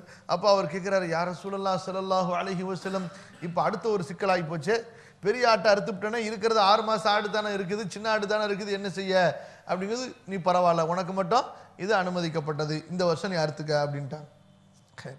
அப்ப இந்த 6 விஷயங்களை நாம் நிபந்தனையில் கவனிக்க வேண்டும். திரும்ப ஒரு தடவை ரிப்பீட் பண்ணுங்க, ஞாபகம் இருக்கிறதுக்காக வேண்டி, மற்ற மக்களுக்கு போய் தெளிவா சொல்றதுக்காக வேண்டியும். முதல்ல பஹீமத்துல் அன்ஆமாக இருக்கணும். என்ன உண்மையில தெரிஞ்சுக்கணுங்க. அன்னைக்கு ஒருத்தர் ஃபோன் போட்டு சொன்னாரு, நல்ல பெரிய கோழியா பார்த்து அறுக்கலாமான்னு சொல்லிட்டு. எனக்கு சரியான கோவம் வந்துருச்சு. என்ன ஹதீஸ்ல வருதா இல்லையா, ஜும்மாவு அன்னைக்கு முதல்ல போனா ஒட்டகம், 2வது மாடு, அப்புறம் கோழி, அப்புறம் முட்டைன்னு சொல்லிட்டு கோழியா இருக்கலாமா அப்படின்னு சொல்லிட்டு இந்த மாதிரிலாம் செய்யக்கூடாது. அதனால தான் தெளிவா சொல்லிடுறாங்க, பஹீமத்துல் அன்ஆம். சரியா? 2வது நிபந்தனை, மார்க்கம் நிர்ணயித்த வயதை எட்டி இருக்க வேண்டும். வயது என்ன? ஒட்டகத்துக்கு 5, மாட்டுக்கு 2, ஆட்டுக்கு 1. ஆனா செம்மறி ஆடு நல்ல கொழுத்த ஆடா இருந்துச்சுன்னு சொன்னா 6 மாசம் பூர்த்தியானது. அடுத்து 2வது. 3வது நிபந்தனை, குறை இருக்கக்கூடாது. 4வது நிபந்தனை, சொந்தமா இருக்கணும். 5வது அடமானம் வச்சுதான் இருக்கக்கூடாது. 6வது நிர்ணயிக்கப்பட்ட நேரத்தில் பத்தியெல்லாம் ரிப்பீட் பண்ணதனுடைய விளக்கத்தை புரிஞ்சுக்கிட்டீங்களா? இன்னும் 5 நிமிஷம் கூட ஆகலை நம்ம முடிச்சு. என்ன சொன்ன குறிப்பிட்ட நேரத்தில் இருக்க வேண்டும். கயர் ஸல்லல்லாஹு அலா நபியினா முஹம்மது. அடுத்து, எந்த பிராணியை குர்பானை கொடுப்பது மிக ஏற்றமானது, சரியா? ரொம்ப பெஸ்ட் எது அப்படிங்கிறத பற்றி பேச போகிறாங்க. ரொம்ப பெஸ்ட் எது என்றால், ஒருவர் முழுமையாக ஒரு ஒட்டகத்தை கொடுப்பது. உங்களுக்கு அல்லாஹ் தாக்கத்து கொடுத்துருந்தான்னு சொன்னால், ராஜஸ்தான்லேருந்து ஒரு ஒட்டகத்தை முழுசாக இம்போர்ட் பண்ணி நீங்கள் கொடுக்கறது, இல்லை முழுசாக ஒரு மாடு கொடுக்கறது, இல்லை முழுசாக ஒரு ஆடு கொடுக்கறது. அடுத்தது, இதுக்கும் முடியலன்னு சொன்னால் குறைஞ்சபட்சம் ஒட்டகத்திலேயோ அல்லது மாட்டிலேயோ 7இல் ஒரு பங்கை தான் பெற்றுக்கொள்வது, அதற்கு பங்கு கொள்வது. புரிஞ்சுச்சிங்களா? அப்போ இது மிகச் சிறந்தது. அடுத்து, இந்த ஆடோ மாடோ ஒட்டகமோ எதுவாக இருந்தாலும் சரி, இந்த குர்பானி பிராணி நன்கு கொழுக்க வைக்கப்பட வேண்டும். நல்ல தீனி போட்டு நல்ல அதுக்கு செலவு பண்ணி நல்ல உடம்பை தேர்த்தி வைக்கணும். நாளைக்கு அறுக்க போகிறோம், இதுக்கு எதுக்கு தீனி போடலாம் அப்படின்னு கட்டி வைக்கலாமா? பாருங்க, ஷரியத்து நீங்கள் சிந்திச்சு பார்க்கலாம். என்னடா இது, ஒரு குர்பானி பிராணியை அறுக்க போகிறோம், அதான் அறுக்க போகிறோமே, அதுக்கு எதுக்கு இவ்வளவு கொழுக்க வைக்கணும்னு சொல்லப்பட்டிருக்குது. இப்போ பல விஷயங்களை நீங்கள் இதில் ஆராய்ஞ்சா அதில் இன்னொரு முக்கியமான விஷயம் என்னவென்றால், ஹதீஸிலே நாம் பார்க்கிறோம், ரசூலுல்லாஹி ஸல்லல்லாஹு அலைஹி வஸல்லம் அவர்கள், அதாவது அவர்களுடைய உள்ளத்தில் இருந்த அந்த இரக்கம், அந்த கருணை, அதே போல இந்த ஷரியத்துன் சம்ஹா, இரக்கங்கள், கருணைகள், நீதம், நியாயம், இதனுடைய மொத்த உருவம்தான் நம்முடைய ஷரியத். பின்னாடி பார்ப்போம். நம்ம ரசூல் ஸல்லல்லாஹு அலைஹி வஸல்லம் சொல்றாங்க, ஒரு பிராணியை அறுக்கிறதா இருந்தா உங்களுடைய கத்தியை நல்ல கூர்மையா தீட்டிக்கிட்டு அறுங்க. அதுக்கு கண்டிப்பா அறுக்கும்போது ஒரு வலி இருக்கணும். ஆனா நீங்க தீட்டாம அறுத்தீங்கன்னா அந்த வலி நீண்ட நேரமாக அதுக்கு இருக்கும். அதனால தீட்டிக்கிட்டு அறுத்தா உடனே அதனுடைய உயிர் போயிடும், வலி தெரியாம போயிடும். ரெண்டாவது, இன்னும் எந்த அளவுக்கு சொல்றாங்க, இந்த ஹதீஸ் பின்னாடி வரப்போகுது, அந்த பிராணி கண்ணுக்கு முன்னாடி கத்தியை தீட்டாதீங்கன்னு சொல்றாங்க. அந்த பிராணி அதனுடைய கண்ணுக்கு நேரா கத்தியை தீட்டாதீங்கிறாங்க. இன்னும் எந்த அளவுக்கு, ஒரு பிராணியை அறுக்கும் பொழுது அதுக்கு முன்னாடி இன்னொரு பிராணியை வச்சுக்கிட்டு அறுக்காதீங்கிறாங்க. ஒரு அறுக்கப்படுகிற ஒரு பிராணியுடைய கல்பு வேதனைப்படுவதை கூட விரும்பாதவர்கள் தான் ரசூலுல்லாஹி ஸல்லல்லாஹு அலைஹி வஸல்லம். வமா அர்ஸல்னாக இல்லா ரஹ்மத்தல் லில் ஆலமீன், அல்லாஹ் சொல்றானே, அகிலங்களுக்கு கருணையாகவே தவிர உம்மை நாம் அனுப்பவில்லைன்னு சொல்லிட்டு புரியுதா? குதிரை மேல நீங்க சவாரி பண்ணீங்கன்னு சொன்னா, ஒரு இடம் வந்துருச்சு அப்படின்னா குதிரை மேல உட்கார்ந்துகிட்டே நீங்க எதிர்பார்த்து அங்க நிக்காதீங்க, இறங்கி நீங்க தனியா நில்லுங்கிறாங்க. எப்படி? ஏனென்றால் நீங்கள் பயணிப்பதற்கு தான் அல்லாஹ் உங்களுக்கு குதிரையை கொடுத்திருக்கிறானே தவிர நாற்காலியாக ஆக்கிக் கொள்வதற்கு கொடுக்கவில்லை. பார்த்தீங்களா? எவ்வளவு பெரிய விஷயத்தை ரசூல் ஸல்லல்லாஹு அலைஹி வஸல்லம் சொல்றாங்க. உலகத்துல எந்த ஒரு தத்துவ விஞ்ஞானியாவது சொல்லி காட்ட முடியுமா? எந்த ஒரு துறவியாவது சொல்லி காட்ட முடியுமா? இப்ப இது எதுக்கு சொல்றோம்னு சொன்னா, இந்த இடத்துக்கு தோதுவா சில பேர் பார்க்குறோம், நம்ம கரிமாடு கரியாடு அப்படின்னு வெளி மாநிலங்களிலிருந்து ஆடு மாடுகளை கொண்டு வருவாங்க, கொண்டு போய் விற்கிறதுக்காக வேண்டின்னு சொல்லிட்டு பட்டினி போட்டு கொண்டு வருவாங்க. என்ன செய்வாங்க? பட்டினி போட்டு அதுக்கு முறையான தீனி இல்லாம 10 மாடு அடைக்க வேண்டிய அந்த லாரியில எத்தனை மாட்டை அடைச்சி வச்சிருப்பான்? 20 மாட்டை அடைச்சி வச்சிருப்பான்.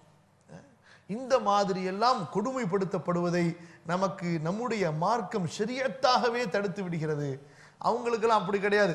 ஹியூமன் ரைட்ஸ்னு ஒன்று தேவை, அப்புறம் ஒரு ரைட்ஸு உயிரினங்கள் ரைட்ஸு, அந்த ரைட்ஸு ப்ளூ கிராஸ் அது இதுன்னு. ஆனால் அந்த லூசு பிடிச்ச ப்ளூ கிராஸுடைய நிலைமை என்ன? மனுஷன் எப்படி செத்தாலும் பிரச்சனை கிடையாதுப்பா, ஆனால் நாய் சாகக்கூடாது. என்ன? மனுஷன் எப்படி செத்தாலும் பிரச்சனை கிடையாது, ஆனால் நாய் மட்டும், அதுவும் தெருநாய் குறிப்பா, அதுலேயும் சொறி நாய், அதுலேயும் வெறி நாய், அது சாகக்கூடாது.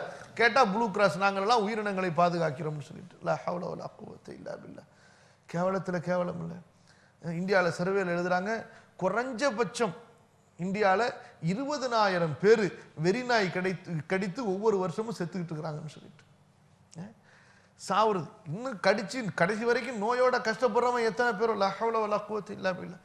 சரி, இப்போ விஷயத்துக்கு வருவோம். அப்போ ரசூல் ஸல்லல்லாஹு அலைஹி வஸல்லம் என்ன சொல்றாங்க, நாளைக்கு சில, ஏன்னா சமுதாயத்தில் இப்படியும் சில கஞ்சர்கள் இருப்பார்கள், நாளைக்கு தான் அறுக்க போறோமே, எதுக்குடா இதுக்கு ஒரு 10 ரூபா புல் கட்ட வாங்கி வேஸ்டாக்க அப்படின்னு சொல்லிட்டு அதை பட்னியா போற்றக்கூடாது, அதை நன்கு கொழுக்க வையுங்கள் என்பது. எனவே இதை மார்க்கமாகவே ரசூல் ஸல்லல்லாஹு அலைஹி வஸல்லம் நமக்கு சொல்லிவிட்டார்கள். அதே போல நல்லா பார்க்கறதுக்கு அழகா இருக்கணும். அந்த ஆடு எப்படி இருக்கணும்? நல்ல கொம்பு, நல்ல கலர், வாட்ட சாட்டமா அப்படியே அதை பார்த்தாலே மாஷா அல்லாஹ், அதை வாங்கி வீட்டுக்கு வாங்கிட்டு வரணும், அதை வைக்கணும் என்ற அளவுக்கு அது நன்கு பெருத்த, நன்கு கொழுத்த அழகானதாக இருக்க வேண்டும். ஏன்னா ஹதீஸில் எப்படி வருதுன்னு சொன்னா, ரசூல் ஸல்லல்லாஹு அலைஹி வஸல்லம் அவர்களை பற்றி, அவர்களுடைய அந்த குர்பானியை பற்றி அபூ சயீத் குத்ரி அறிவிக்கின்றார்கள். வஹன் நபியு ஸல்லல்லாஹு அலைஹி வஸல்லம் பிகபிஷின் அக்ரன ஃபஹீலின் யஅகுலு ஃபி சவாதின் வயன்துரு ஃபி சவாதின் வயம்ஷி ஃபி சவாதின் அக்ரஜஹுல் அர்பஆ. அதாவது ரசூல் ஸல்லல்லாஹு அலைஹி வஸல்லம் நல்ல கொம்பு உள்ள நல்ல ஆண் ஆட்டை அறுத்தார்கள். நல்ல கொடுத்த கொம்புள்ள ஆண் ஆட்டை அறுத்தார்கள். அது சாப்பிட்றதும் கருப்புல சாப்பிடுது, பார்த்தாலும் கருப்புல பார்க்குது, நடந்தாலும் கருப்புல நடக்குது. அப்ப என்னங்க, அதாவது அதனுடைய வாய் பக்கமும் அதனுடைய கண் பக்கமும் அதனுடைய காலும் கருப்பா இருந்துச்சு, மற்ற உடல்லாம் அப்படியே வெண்மையா இருந்துச்சு. அது பார்க்கறதுக்கே ஒரு அழகாக இருக்கும். அந்த மாதிரி ஒரு ஆட்டை ரசூலுல்லாஹி ஸல்லல்லாஹு அலைஹி வஸல்லம் அறுத்தார்கள். இன்னும் சில ஹதீஸ்ல வருது, நபி ஸல்லல்லாஹு அலைஹி வஸல்லம் அவர்கள் குர்பானிக்காக வேண்டி ஆடுகளை வாங்கினால், கான நபி ஸல்லல்லாஹு அலைஹி வஸல்லம் இதா லஹா இஷ்தரா கபிஷைனி சமீனைனி வஃபி லஃப்தின் மௌஜூஐனி ரவாஹு அஹ்மத். முஸ்னத் அஹ்மதுடைய ஹதீஸ் பாருங்க. நபி ஸல்லல்லாஹு அலைஹி வஸல்லம் குர்பானி கொடுக்க நாடினால் இஷ்தரா வாங்குவார்கள், விலைக்கு வாங்குவார்கள். அப்ப இதிலிருந்து என்ன தெரிகிறது? நம்மள்ட்ட ஆடு இல்லைனாலும் கூட இதுக்காக வேண்டி நல்ல ஆட்டா நம்ம வாங்கணும். அதுல பாருங்க, நபி ஸல்லல்லாஹு அலைஹி வஸல்லம் வாங்கும் பொழுது கபிஷ், கபிஷ் என்று சொன்னால் இந்த கொம்பு முளைத்த நல்ல பெரிய ஆட்டுக்கு கடான்னு சொல்றோம் பாருங்க, நம்ம சொல்லும்போது அந்த மாதிரி பார்த்தாலே அது ஒரு 100 ஆடு நின்னாலே அது தனியா தெரியும். அப்படியே முரட்டு கால மாதிரி அப்படியே கொம்பை நிமித்துட்டு முன்னு நிற்கும். அந்த மாதிரி கபிஷி வாங்குவார்கள். சமீனேனி நல்ல கொழுத்ததை வாங்குவார்கள். இன்னொரு அறிவிப்பிலே வருகிறது, காயடிக்கப்பட்டதை வாங்குவார்கள். அப்ப சில பேருக்கு சந்தேகம் இருக்கும், காயடிக்கப்பட்டதை குர்பானி கொடுக்கலாமான்னு. அப்ப ரசூல் ஸல்லல்லாஹு அலைஹி வஸல்லம் அது குறை கிடையாது. சில பேர் என்ன விளங்கிப்பாங்க, காயடிச்சதை குறைன்னு விளங்கிப்பாங்க, குறை கிடையாது. அது மாமிசத்தை இன்னும் சுவை ஏற்படுத்தக்கூடியதாக இருக்கும். அதே போல நல்ல கொழுக்கும் அது. அப்ப ரசூல் ஸல்லல்லாஹு அலைஹி வஸல்லம் குர்பானிக்காக வேண்டி ஆடு வாங்கினால் நல்ல கொம்பு முளைத்த ஆண் ஆட்டை வாங்குவார்கள், கொழுத்த ஆட்டை வாங்குவார்கள், காயடிக்கப்பட்ட ஆட்டை வாங்குவார்கள். அதே போல இந்த குர்பானியுடைய பிராணிகள் விஷயத்துல இந்த குறைகள் ஏற்கனவே சொன்னோமா இல்லையா, அந்த குறைகள் அறவே இருக்கக்கூடாது. அடுத்து சில குறைகள் இருக்குது, அந்த குறைகளை தவிர்ப்பது நல்லது. அதுல குறிப்பா என்னன்னு சொன்னா, சில பேர் இந்த ஆட்டுடைய காதுகளை பல வண்ணமா வெட்டுவாங்க. கிராஸ்ல வெட்டுவாங்க, அகலத்துல வெட்டுவாங்க, ரவுண்டு போட்டு வச்சிருப்பாங்க, பாதியா வெட்டி விட்டுருப்பாங்க. இந்த மாதிரி காதுகள் அறுக்கப்பட்ட ஆடுகள் ஆக இருக்கக்கூடாது, தவிர்த்துக்கிறது நல்லது. அதே போல கொம்பு எங்கேயாவது முட்டி கிட்டி சண்டை போட்டு மொத்தமா கொம்பு உடைஞ்சி, மொட்டை கொம்பு ஏற்கனவே இருந்தது உடைஞ்சிருக்க கூடாது. கொம்பே முளைக்கல, அது தப்பு கிடையாது. இருந்த கொம்பு உடைஞ்சு முற்றிலும் மொட்டை தலையாக ஆனதாக இருக்கக்கூடாது. அதே போல சில ஆடுகள் ஆரம்பத்தில் கண்ணு உள்ளதா தான், அதாவது கண்ணு பார்வை உள்ளதா தான் இருந்துச்சு. பின்னாடி ஏதோ ஒரு காரணத்தினால அந்த கண்ணு பார்வை போய் அந்த கண்ணு இல்லாமல் கண்ணுடைய பார்வை இழந்து போச்சு. அந்த மாதிரி இருந்தாலும், அதாவது கண்ணு அதனுடைய இடத்துல இருக்குது, பார்வை போயிருச்சு ஏதாச்சும் ஒரு நோயினால, அந்த மாதிரி இருந்தாலும் தவிர்த்து கொள்ளணும். அதே போல அதாவது ஒரு சில ஆடுகள் இருக்கும், பார்க்க நல்லா இருக்கும், சாதாரணமா இருக்கும், சாதாரணமா நடக்கும். ஆனா மொத்தமா ஓட்டிக்கிட்டு போகும் பொழுது வேகமா மற்ற ஆடுகளோட ஈடு கொடுத்து ஓட முடியாது, அடிச்சு அடிச்சு விரட்டிக்கிட்டே போனாதான் இருக்கும். அப்ப அங்கேயும் சரி ஏதோ சம்திங் அந்த ஆட்டுல ஒரு பலவீனம், ஒரு குறை இருக்கிறது, இதையும் தவிர்த்துக்கிறது நல்லது. ஆனா முன்னாடி சொல்லப்பட்ட மாதிரி உள்ள குறைகள் அல்ல, அந்த குறைகள் இருந்தா முற்றிலும் தவிர்த்து குர்பானி ஜாயிஸ் கிடையாது, இது தவிர்ப்பது நல்லது. சரியா? ஸல்லல்லாஹு அலா நபியினா முஹம்மது. அதே போல சில சமயத்தில் வால்களை வெட்டி இருப்பாங்க. ஆடு மாடு ஒட்டகத்தினுடைய வால்களை வெட்டி இருந்தாலோ அல்லது அதனுடைய பின்பக்க பகுதிகளை வெட்டி இருந்தாலோ அந்த மாதிரி இருந்தா கூடாது. அல்லது எங்கேயாவது கீழே விழுந்து அதனுடைய முன்னாடி உள்ள பல்லு 4 பல்லு அது உடஞ்சி கீழே விழுந்ததுனாலும் அதையும் தவிர்த்து கொள்வது நல்லது. அப்ப அடுத்த செய்தி என்னவென்றால், இந்த குர்பானி நாம் எப்படி யார் சார்பாக கொடுப்பது? இங்கே தான் நம்ம பார்க்குறோம், இன்றைக்கு மக்கள் பெரும்பாலும் புரிந்து வைத்திருக்கக்கூடிய ஒரு தவறான நிலைப்பாடு. ஒரு வீட்டுக்கு நம்ம ஒரு ஆட்டை கொடுத்துருவோம், அப்புறம் அத்தா அம்மா புள்ள மனைவி எல்லாத்துக்கும் எண்ணி ஒரு கூட்டு குர்பானியில் ஒரு பங்கை வாங்கிடுவோம். என்ன இப்படி ஒரு ஃபத்வா மக்களுக்கு மத்தியில் நடமாடுவதை பார்க்கிறோம். அதுவும் குறிப்பாக இந்த கூட்டு குர்பானி கொடுக்குறவங்க அதுக்குன்னு வைத்திருக்கக்கூடிய சங்கமோ அல்லது அமைப்புகளோ இந்த மாதிரி ஃபத்வாவை வேகமாக மக்களுக்கு மத்தியில் பரப்புவாங்க. ஏன்? அப்போ தான் கூட்டு குர்பானி பிஸ்னஸ் வேகமாக போகுங்கிறதுக்காக வேண்டி. அப்படி கிடையாது. ரசூல் ஸல்லல்லாஹு அலைஹி வஸல்லம் அவர்களை பற்றி ஹதீஸிலே வருகிறது. அன்னை ஆயிஷா ரலியல்லாஹு அன்ஹா அவர்கள் அறிவிக்கின்றார்கள், இமாம் அஹ்மத் பின் ஹம்பல் ரஹ்மத்துல்லாஹி அலைஹி பதிவு செய்கின்றார்கள், ரசூல் ஸல்லல்லாஹு அலைஹி வஸல்லம் என்ன செய்தார்கள் என்றால், அந்த கொம்பு முளைத்த நல்ல ஒரு கடா ஆட்டை கொண்டு வந்தப்ப ஆயிஷாட்ட சொல்றாங்க, ஆயிஷா ஹலுமி அல் முதியத்தை, கத்தியை கொண்டு வா அப்படின்னு சொல்லிட்டு. அப்போ இதிலிருந்து என்ன தெரிகிறது? ரசூல் ஸல்லல்லாஹு அலைஹி வஸல்லம் வீட்டில் அவங்களுடைய குடும்பத்தாரோட சேர்ந்து குர்பானி கொடுத்தாங்க. அந்த குர்பானி கொடுக்கக்கூடிய அந்த நிகழ்ச்சியில மனைவியும் கலந்து கொண்டார்கள் என்று. அதாவது ஒரு யதார்த்தமான வாழ்க்கை, எல்லா விஷயத்திலையும் பங்கு பெறுவது, எல்லா விஷயத்திலையும் சகஜமா இருக்கிறது, எல்லாம் ஒரு பிராக்டிக்கல் லைஃப். ஸோ பந்தா காட்டுற லைஃப் இருக்கா இல்லையா?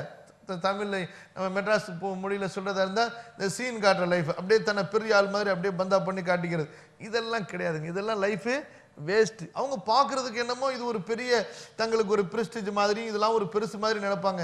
ஆனால் சும்மா அர்த்தமற்ற லைஃப். உண்மையிலே அர்த்தமுள்ள லைஃப் என்ன? சகஜமாக எல்லா மனிதர்களில் ஒரு மனிதனா அறுக்கணுமா நானும் தலப்பா கட்டிக்கிட்டு நானும் அறுக்க தயார், உரிக்கணுமா நானும் உரிக்க தயார், வெட்டணுமா நானும் வெட்ட தயார்.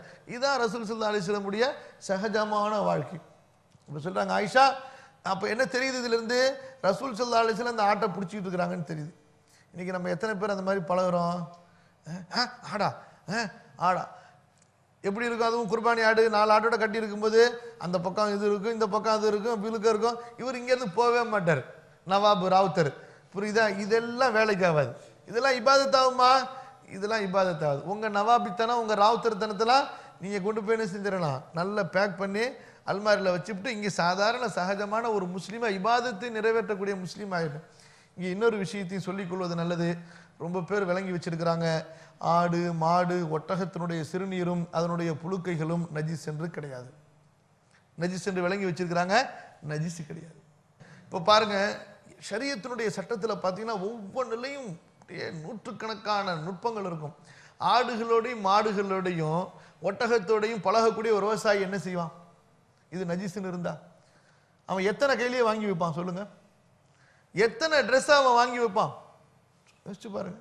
ஷரியத்து ஒன்றை சொல்லியிருக்குன்னு சொன்னால் சும்மாவா விஷயம்? அதனால தான் எதனுடைய கறிகள் சாப்பிடப்படுகிறதோ, மாமிசங்கள் உட்கொள்ளப்படுகிறதோ, அதனுடைய சிறுநீரோ விழுக்கைகளோ நஜிஸ் கிடையாது. ரசூல் ஸல்லல்லாஹு அலைஹி வஸல்லம் உடைய காலத்தில் நபி ஸல்லல்லாஹு அலைஹி வஸல்லம் காபாவை சுற்றி தவாஃப் செய்வாங்க, தொழுதுகிட்டு இருப்பாங்க, சஹாபாக்கள் தொழுதுகிட்டு இருப்பாங்க. சுற்றி ஒட்டகத்தில் குதிரையில் தவாஃப் நடந்துக்கிட்டே இருக்கும். என்ன செய்ய முடியும்? பையா கட்ட முடியாதுக்கு ஏங்க யோசிச்சு பாருங்க. பேஞ்சுக்கிட்டு இருக்கோம், மோண்டுக்கிட்டு இருக்கோம், உழுக்க போட்டுட்டு இருக்கோம், எடுத்து போட்டுகிட்டே இருப்பாங்க, அங்கே தொழுதுகிட்டே இருப்பாங்க. பிராக்டிக்கல் லைஃப் என்னங்க? மார்க்கம் என்பது ஒரு என்ன சொல்றது, பிராக்டிக்கல், அதாவது செய்முறைக்கு உட்பட்ட லைஃப் அது. அப்ப அந்த மாதிரி குர்பானி பிராணியில் அதனுடைய மூத்திரம் அதனுடைய தோலில் பட்டிருக்கிறது, அதை பட்டிருக்குதா, அதெல்லாம் அசூசையாக கருதிக்கிட்டு கை வைக்கப்பட்டுக்கிட்டு எப்பா பாய் நீனே அறுத்திருப்பா, எது உரிக்க வந்திருப்பான் பாருங்க, சரி உனக்கு உரிக்க தான் தெரியல நீனே அறுத்திருப்பான், இந்த மாதிரிலாம் செய்யக்கூடாது. இதெல்லாம் வந்து மனசில் உள்ள இந்த அருவலுப்பு வசுவசா குரூப்ஸ் இவங்கெல்லாம். அன்னைக்கு கூட டாக்டர் அப்துல்லா சொல்லி காட்டினாங்கல்ல, 10 தடவை ஒழு செய்வான்னு சொல்லிவிட்டு. என்ன இந்த மாதிரி ஒரு வசுவசாக்கள், வீணான மனக்குழப்பங்கள், அதை பார்த்துட்டு அசூசியாக்குறது, இதெல்லாம் செய்யக்கூடாது. நீங்களும் பழகுங்க, உங்கள் பிள்ளைங்களையும் பழகுங்க. அப்போ ரசூல் ஸல்லல்லாஹு அலைஹி வஸல்லம் சொல்கிறாங்க, ஆயிஷா கத்தியை கொண்டு வாமா, ஹலுமி அல் முதியத்தை. அப்போ ஆயிஷா ரதியெல்லாம் ரெடியாக கத்தியை வச்சுருங்க, எதிர்பார்த்துட்டு இருக்கிறாங்கன்னு அர்த்தம். அப்போ அந்த மாதிரி மனைவி என்ன செய்யணும், நீ கத்தியை தூக்கவே பயப்படுதுங்க, எல்லாத்தையும் தூக்கி பழகணும், கத்தியை தூக்கி வச்சுக்கிட்டு இருந்தாங்க. அப்புறம் என்ன செய்றாங்க, ஸல்லல்லாஹு அலைஹி வஸல்லம் கொண்டு வந்த உடனே அதை படுக்க வைக்கிறாங்க. படுக்க வச்சதுக்கு பிறகு தன்னுடைய ஒரு காலை அதனுடைய கன்னத்தில் வச்சுக்கிட்டு பிஸ்மில்லாஹ் அல்லாஹும்ம தகப்பல் மின் முஹம்மதின் தன்னுடைய பேரை சொல்றாங்க. ஓ ஆலி முஹம்மதின் ஒமின் உம்மதி முஹம்மதின், யா அல்லாஹ் முஹம்மதின் சார்பாக, முஹம்மதுடைய குடும்பத்தார் சார்பாக, முஹம்மதுடைய உம்மத்து சார்பாக இதை ஏற்றுக்கொள்ளு சொல்லி அந்த ஆட்டை அறுக்கிறாங்க. புரியுதா? அதே போல இன்னும் சில ஹதீசுகளை வருது, ரசூல் ஸல்லல்லாஹு அலைஹி வஸல்லம் தன் சார்பாகவும் தன்னுடைய கிளையார்கள் சார்பாகவும் அதே போல இன்னொரு ஆட்டை தன் உம்மத்துகள் சார்பாகவும் அறுத்தார்கள். ஒரு ஆட்டை தன் சார்பாக தன்னுடைய குடும்பத்தினர் சார்பாக, இன்னொரு ஆட்டை தன்னுடைய உம்மத்தினர் சார்பாக அறுத்தார்கள். அப்ப அபு அய்யூப் அன்சாரி ரலியல்லாஹு அன்ஹு அவர்கள் இருக்கின்ற ஹதீஸ் மிக முக்கியமானது இந்த பாடத்தில். இப்னு மாஜா திருமதியில் இடம்பெறுகிறது. அதாவது ரசூலுல்லாஹி ஸல்லல்லாஹு அலைஹி வஸல்லம் காலத்தில் நாங்கள் ஒரு ஆடு வாங்குவோங்க. ஆட்டை வாங்கி அந்த வீட்டுடைய தலைவர், புரியுதா, கணவனாக இருந்தால் கணவன், அவர் தன் சார்பாகவும் தன் குடும்பத்தார்கள் சார்பாகவும் அறுப்பார். எல்லாரும் சாப்பிடுவாங்க, மற்றவங்களுக்கு நாங்கள் கொடுப்போம். அதாவது வீட்டில் உள்ள ஒவ்வொருத்தங்கள் சார்பாகவும் நாங்கள் தனித்தனியாக வாங்கினது கிடையாது. அப்போ ஒரு ஆடோ அல்லது ஒரு மாடோ அல்லது ஒரு ஒட்டகமோ அதை தன் சார்பாக தன் குடும்பத்தினர் சார்பாக நியத்து வச்சுட்டா, அப்போ குடும்பத்தினர் என்று சொன்னால் இவருடைய இரத்த உறவினர்களில் யாரெல்லாம் மௌத்தா போனாங்களோ அவங்கெல்லாம் கூட வந்துடுவாங்க. அதே போல் உயிரா உள்ள எல்லா குடும்பத்தினர்களும் வந்து விடுவார்கள். அதனால கவலைப்பட தேவையில்லை, ஒவ்வொருத்தங்களுக்கும் தனியாக குர்பானி வாங்க வேண்டும் என்று. சரியா? அப்போ இது பொதுவான இந்த சட்டதிட்டங்கள். அல்லாஹும்ம ஸல்லி அலா நபியினா முஹம்மத். அப்போ இந்த ஹதீஸுகளுக்குள்ளே நாம் ஒரு விஷயத்தையும் அங்கே விளங்கி இருக்கலாம். அறுக்கும் பொழுது சொல்ல வேண்டிய என்ன திக்ரு? பிஸ்மில்லா சொல்லணும், அல்லாஹு அக்பர் சொல்லணும், அல்லாஹும்ம தகப்பல். இப்போ நீங்கள் நேரடியாக கொடுக்குறதா இருந்தால் உங்கள் பேரை சொல்லி அல்லாஹும்ம தகப்பல் பின் உமர் ஒமின் உஸ்ரத்தி உமர் அல்லது ஒமின் ஆலி உமர்.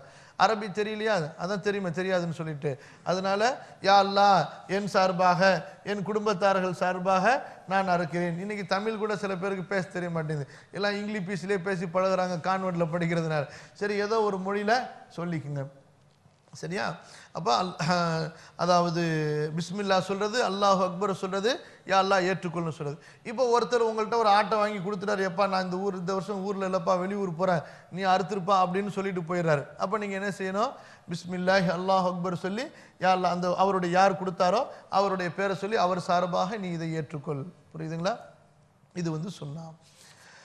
ஸல்லல்லாஹு அலா நபியினா முஹம்மத். அப்புறம் இன்னொரு சில ஒழுக்கங்கள் இருக்குது இந்த அறுக்கிறதுன்னு சம்பந்தப்பட்டதுனால அதையும் சேர்த்து நம்ம சொல்லிடுறோம். அதாவது ஒட்டகமாக இருந்தால் அதை நிற்க வச்சு அறுப்பாங்க. ஒட்டகமாக இருந்தால் அதை கழுத்தை லேசாக மடக்கி, அது கூர்மை ரெண்டு பக்கம் கூர்மையான உள்ள ஒரு கத்தியாக இருக்கும்.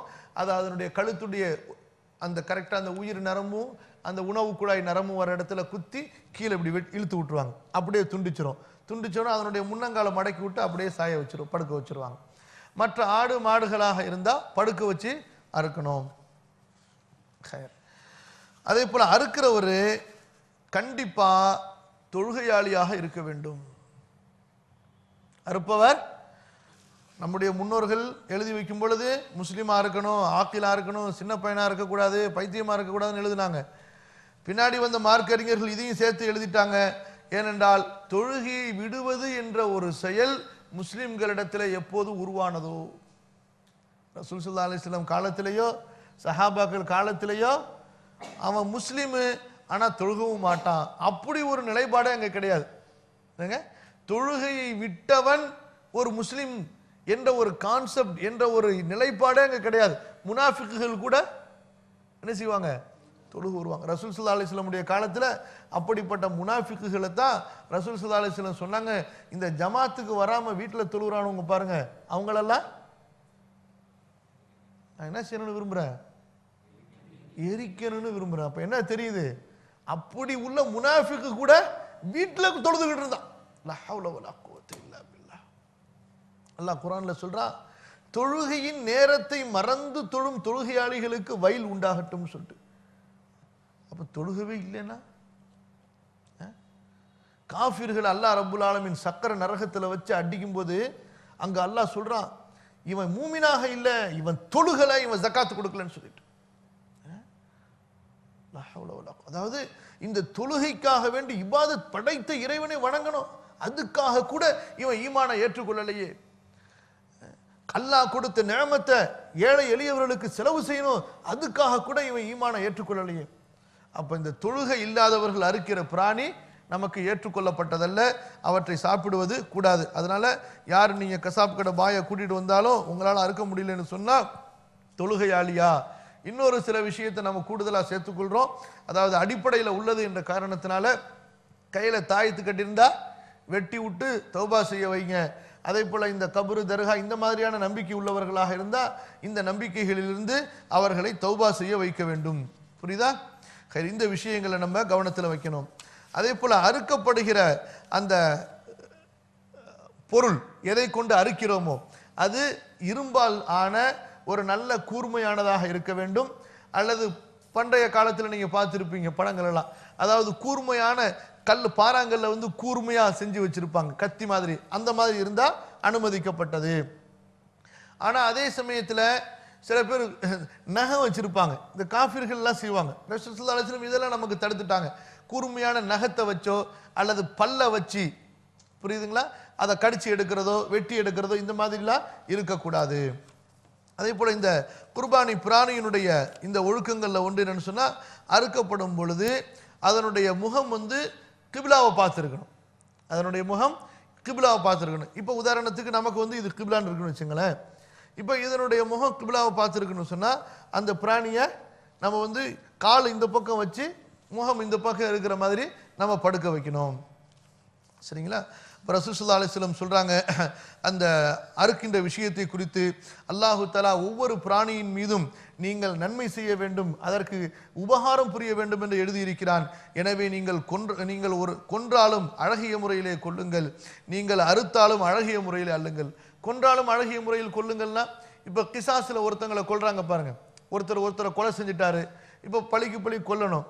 அப்போ இவரை கொல்லதானே போறோம், எப்படி கொண்டா என்ன அப்படின்னு சொல்லிட்டு இப்போ பார்க்குறோம். நம்ம அமெரிக்கா அந்த மாதிரி பல நாடுகள் எல்லாம், மேலை நாடுகள், ரொம்ப முத்தின அறிவாளிகள் என்ன செய்யறாங்க, கரண்ட் ஷாக் கொடுக்குறாங்க, ஸ்லோ பாய்ஷன் ஏற்றுறாங்க, இந்த மாதிரிலாம் செய்கிறாங்க.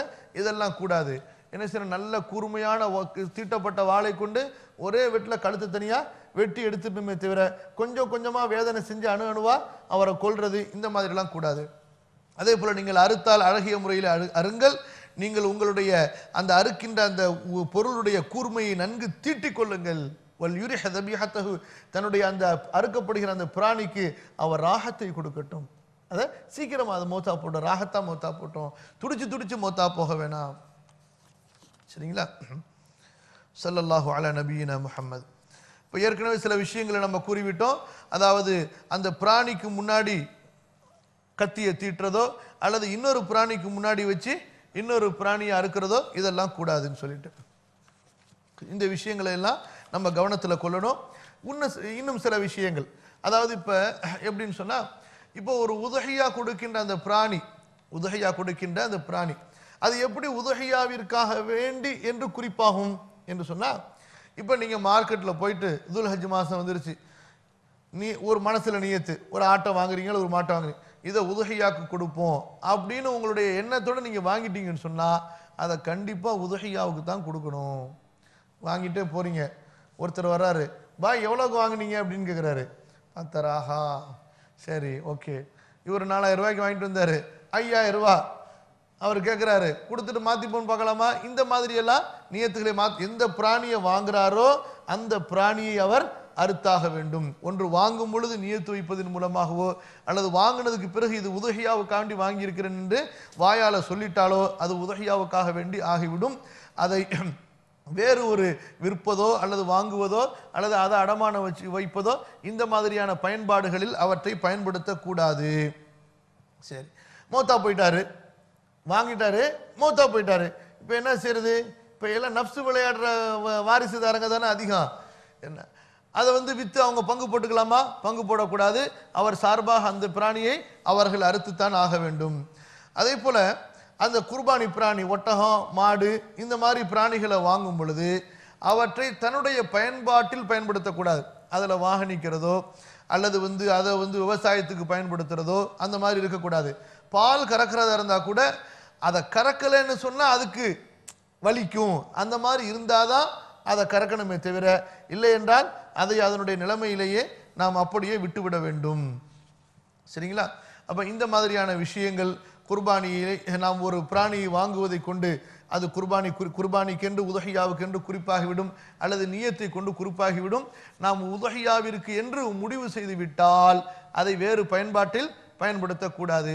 இப்போ திருடு போயிடுச்சு, என்ன செய்யறது? திருடு போயிடுச்சு, என்ன செய்யறது? அல்லது வச்சும் காணா போயிடுச்சு, என்ன செய்யறது? இப்போ இந்த மாதிரி நேரத்தில் இது சார்பாக, அதாவது அதுக்கு பதிலாக அவர் ஒன்றை குர்பானி கொடுத்தாக வேண்டும். அதுக்கப்புறமா அது கிடைச்சிச்சு, அப்போ திரும்ப அறுக்கணும்னு அவசியம் கிடையாது. சரியா? போதுன்னு நினைக்கிறேன். ஓரளவுக்கு விஷயங்கள் தெரிஞ்சிருக்கும். ஏதாவது சந்தேகங்கள் இருந்தால் இன்ஷா அல்லாஹ் கேளுங்க. இன்ஷா அல்லாஹ் ஒரு 10-15 நிமிஷத்தில் முடிச்சுப்போம் இன்ஷா அல்லாஹ். அரஃபா நோன்பு, ரசூல் ஸல்லல்லாஹு அலைஹி வஸல்லம் சொன்னாங்க, சூமு யௌம அரஃபா, அரஃபாவுடைய தினத்தில் நோன்பு வையுங்கள் என்று. அரஃபா தினம் என்பது என்றைக்கு ஹாஜிகள் அந்த மைதானத்தில் ஒன்று கூடுகிறார்களோ அது அரஃபாவுடைய நாள். இப்போ ரசூல் ஸல்லல்லாஹு அலைஹி வஸல்லமுடைய சுன்னா என்ன? அவங்க எங்கேருந்து பிறை பார்த்து செய்தி கேட்டாலும் அந்த பிறையை அவங்க ஏற்றுக்கொள்வாங்க. இப்போ இந்த அடிப்படையில் நாம் சென்று கொண்டால் நிச்சயமாக நமக்கு இன்ஷா அல்லாஹ் இந்த புதிய டெக்னாலஜியுடைய காலத்தில் கூட பிரச்சனை வராது. ஏன்னா உலகத்தில் உள்ள எல்லா முஸ்லீம்களும் ஒரே உம்மத்து தான், ரெண்டு உம்மத்து கிடையாது. இமாம் குர்துபி அழகாக கேட்குறாங்க, இப்போ முஸ்லீம்களுக்கெல்லாம் ஒரு ஹலீஃபா இருக்கிறாருங்க. இப்போ உதாரணத்துக்கு இந்தியா, பாகிஸ்தான், பங்களாதேஷ் எல்லாத்தையும் சேர்ந்து ஒரு முஸ்லீம் ஆட்சி ஆள்றாரு. அப்போ என்ன செய்வீங்க? 4 பெருநாள் வைப்பீங்களா? அப்போ மட்டும் எல்லாரும் ஒன்றா போயிடுவோம், இல்லைன்னா மட்டும் பிரிஞ்சு பிரிஞ்சு போயிடுவோமா? அப்படியே கேட்குறாங்க. இப்போ உலகத்துக்கு எல்லாத்துக்கும் முஸ்லீம்களுக்கு ஒரே ஹலீஃபா இருந்தார், டிக்ளேர் பண்ணிட்டாரு, செய்தி கேட்குறதுக்கு தெரிய வருது. அப்போ மாறுபாடு செய்வீங்களா? எல்லையை மாற்றுவீங்களா? இது உங்கள் எல்லை எங்கள் எல்லைன்னு பிரிப்பீங்களா? பிரிக்க மாட்டீங்களே. இப்போ அதே போல தான் நமக்கு ஒரு செய்தி வந்துருச்சுன்னு சொன்ன அந்த செய்தி எங்கிருந்து வந்தாலும் சரி, நம்ப தகுந்த ஆதாரப்பூர்வமான செய்தியாக இருந்தால் நம்ம ஏற்று நடக்கலாம். பெருநாள் கொண்டாடுவதை பற்றி அது ஒரு நிர்பந்தம், வேற வழி இல்லை. நம்ம பிரிஞ்ச 4 பேர் 3 பேர் போய் பெருநாள் நடத்த முடியாது. அதனால் நம்முடைய உம்மத்தில் பெரும்பாலானவர்கள் என்னைக்கு பெருநாள் தொழுகிறாங்களோ அந்த டேட்டை நம்ம தொழுதுக்க வேண்டியது. அல்லாஹ் மன்னிப்பான்.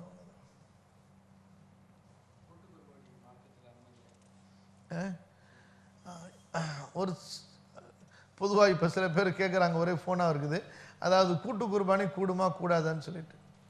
எப்போ ரசூலுல்லாஹி ஸல்லல்லாஹு அலைஹி வஸல்லம் ஒட்டகமோ அல்லது மாடோ அது 7 பேர்கள் சேர்ந்து கொடுக்கலாம்னு சொல்லிட்டாங்களோ, அது எப்படிங்க கூட்டு சேராமல் கொடுக்க முடியும்? யோசிச்சு பாருங்க. ரசூல் ஸல்லல்லாஹு அலைஹி வஸல்லமுடைய காலத்தில் இந்த மாதிரியான அமைப்புகள் இல்லை. என்ன செய்வாங்க? குர்பானி கொடுக்கணும், அந்த அண்டை வீட்டார் அப்படியே சேர்ந்துப்பாங்க, முடிஞ்சு போச்சு. ஒரு தெருவில் மற்றவங்களுடைய தேவைகள் தெரியும். இன்றைக்கு தான் எடுத்த வீட்டில் உள்ளவன் பசியா தூங்குறானா சாப்பிட்டு தூங்குறானே தெரிய மாட்டேங்குது, அவங்களுடைய நிலைமையே தெரியாமல் இருக்குது, பக்கத்து வீட்டுடைய நிலைமை தெரியாமல் இருக்குது. முஹல்லால நம்ம ஒரு ஜமாத்தா இருக்கிறோமா? ஜமாத்து கிடையாது. நீங்க ஒரு ஊரு, நான் ஒரு ஊரு, அவர் ஒரு ஊர், எல்லாரும் சேர்ந்து இருக்கிறோம். நமக்கு மத்தியில் நம்ம இணைக்கக்கூடிய ஒரு மஸ்ஜிதோ அல்லது ஒரு மஸ்ஜிதுடைய ஜமாத்தோ இருக்குதா? பெரும்பாலான நகரங்கள் இருப்பது கிடையாது. கிராமத்தில் வேணா இருக்கலாம், தெரிஞ்சு போயிடும். எல்லாம் ஒரு வீட்டுக்காரங்க, அண்டை வீட்டுக்காரங்க, மாமா, மச்சான், அக்கா, தங்கச்சி, அச்சா சாச்சின்னு சொல்லிட்டு குடியிருப்பாங்க, தெரிஞ்சு போயிடும். அப்போ அவர்கள் ஒரு வீட்டில் அந்த தெருவில் உள்ளவங்க யார் யார் ஒட்டகத்தில் சேர்றாங்களோ அப்படியே பக்கத்து வீட்டில் சேர்ந்துக்கலாம். புரியுதா? அது இல்லாத இந்த மாதிரி நகரங்களாக இருக்குது. ஒரு விஷயத்தை நல்லா கவனிச்சு கொள்ளுங்க. பித்அத் என்பது எதுவென்றால், எது மார்க்கத்தில் புதிய ஒரு வணக்கமாக உருவாக்கப்படுகிறதோ அதுதான் பித்அத். புரியுதா? இருக்கும் ஒரு வணக்கத்தை நிறைவேற்றுவதற்கு ஒரு வழி செய்யப்பட்டால் அது பித்அத் கிடையாது. உதாரணத்துக்கு மார்க்க கல்வியை பரப்ப வேண்டும், இது இபாதத்தா இல்லையா? இது இபாதத்தா இல்லையா? இபாதத்து. இப்ப இந்த கிதாப் மார்க்க கல்வியை அச்சடிச்சு இதை விற்கிறோம். ரசூல் ஸல்லல்லாஹு அலைஹி வஸல்லம் காலத்தில் இருந்துச்சா இல்லையா? இருந்துச்சா? இல்லை. இதை பித்அத்துன்னு எந்த அறிவாளியாவது சொல்வாங்களா? அப்படி சொல்றவங்க அறிவாளியா இருப்பாங்களா? அப்படி சொல்றவங்க மார்க்க அறிஞரா இருப்பாங்களா? ரசூல் ஸல்லல்லாஹு அலைஹி வஸல்லம் காலத்தில் மதரசா அப்படின்னு ஏதாவது இருந்துச்சா? அவங்களுடைய பள்ளிவாசலை தவிர இன்னைக்கு யாராவது சொல்லுவாங்களா மதரசா கூடாதுன்னு சொல்லிட்டு? ஏன்? மதரசா என்பது ஒரு புது விஷயம் அல்ல, இருக்கின்ற இல்மை போதிக்கப்படுகிறது. புரியுதா? அதே போலதான் மார்க்கத்தில் உள்ள இபாதத்தை செய்வதற்கு ஒரு வழி உண்டாக்கப்படுகிறது. எத்தீம் கானா திறக்கிறாங்களா இல்லையா? நடக்குதா இல்லையா? ஏழைகளுக்கு விதவைகளுக்கு உதவி செய்யறதுக்காக வேண்டி, அல்லது ஊர்ல உள்ள கஷ்டப்படுறவங்க வறியவங்களுக்கு உதவி செய்யறதுக்காக வேண்டி அந்த ஊர்ல உள்ள மக்கள் எல்லாம் ஒரு அசோசியேஷனோ அல்லது ஒரு கமிட்டியோ ஏதோ ஒன்று ஃபார்ம் பண்றாங்க. தப்பாது? தப்பு கிடையாது. ஏன்? மார்க்கம் சொன்ன ஒரு இபாதத்தை, மார்க்கம் சொன்ன ஒரு இபாதத்தை செய்வதற்காக ஒரு ஆர்கனைசேஷன், ஒரு ஏற்பாடு, அதுதான் கூட்டு குர்பானி. புரியுதுங்களா? எப்ப ரசூல் ஸல்லல்லாஹு அலைஹி வஸல்லம் மாட்டிலையோ ஒட்டகத்திலையோ 7 பேர் சேர்ந்து கொடுக்கலான்னு சொல்லிட்டாங்களோ, அங்க எங்கெங்க சொன்னாங்க ரசூல் ஸல்லல்லாஹு அலைஹி வஸல்லம் உங்க முஹல்லால உள்ள 7 பேர் தான் கொடுக்கணும்னு சொல்லி? அப்ப மற்ற முஹல்லால உள்ளவங்களாம் முஸ்லீம் கிடையாதா? அல்லது உறவினர்கள் மட்டும்தான் ஒரு குர்பானியிலே சேர வேண்டும் என்று சொன்னாங்களா? அண்டை வீட்டார்கள் மட்டும்தான் ஒரு குர்பானியிலே சேர வேண்டும் என்று சொன்னார்களா? இல்லையே. நபி ஸல்லல்லாஹு அலைஹி வஸல்லமுடைய அந்த ஹுதைபியா ஒப்பந்தத்திலேயோ அல்லது ஹஜ்ஜுடைய அந்த பயணத்திலேயோ யாரெல்லாம் வந்தாங்க?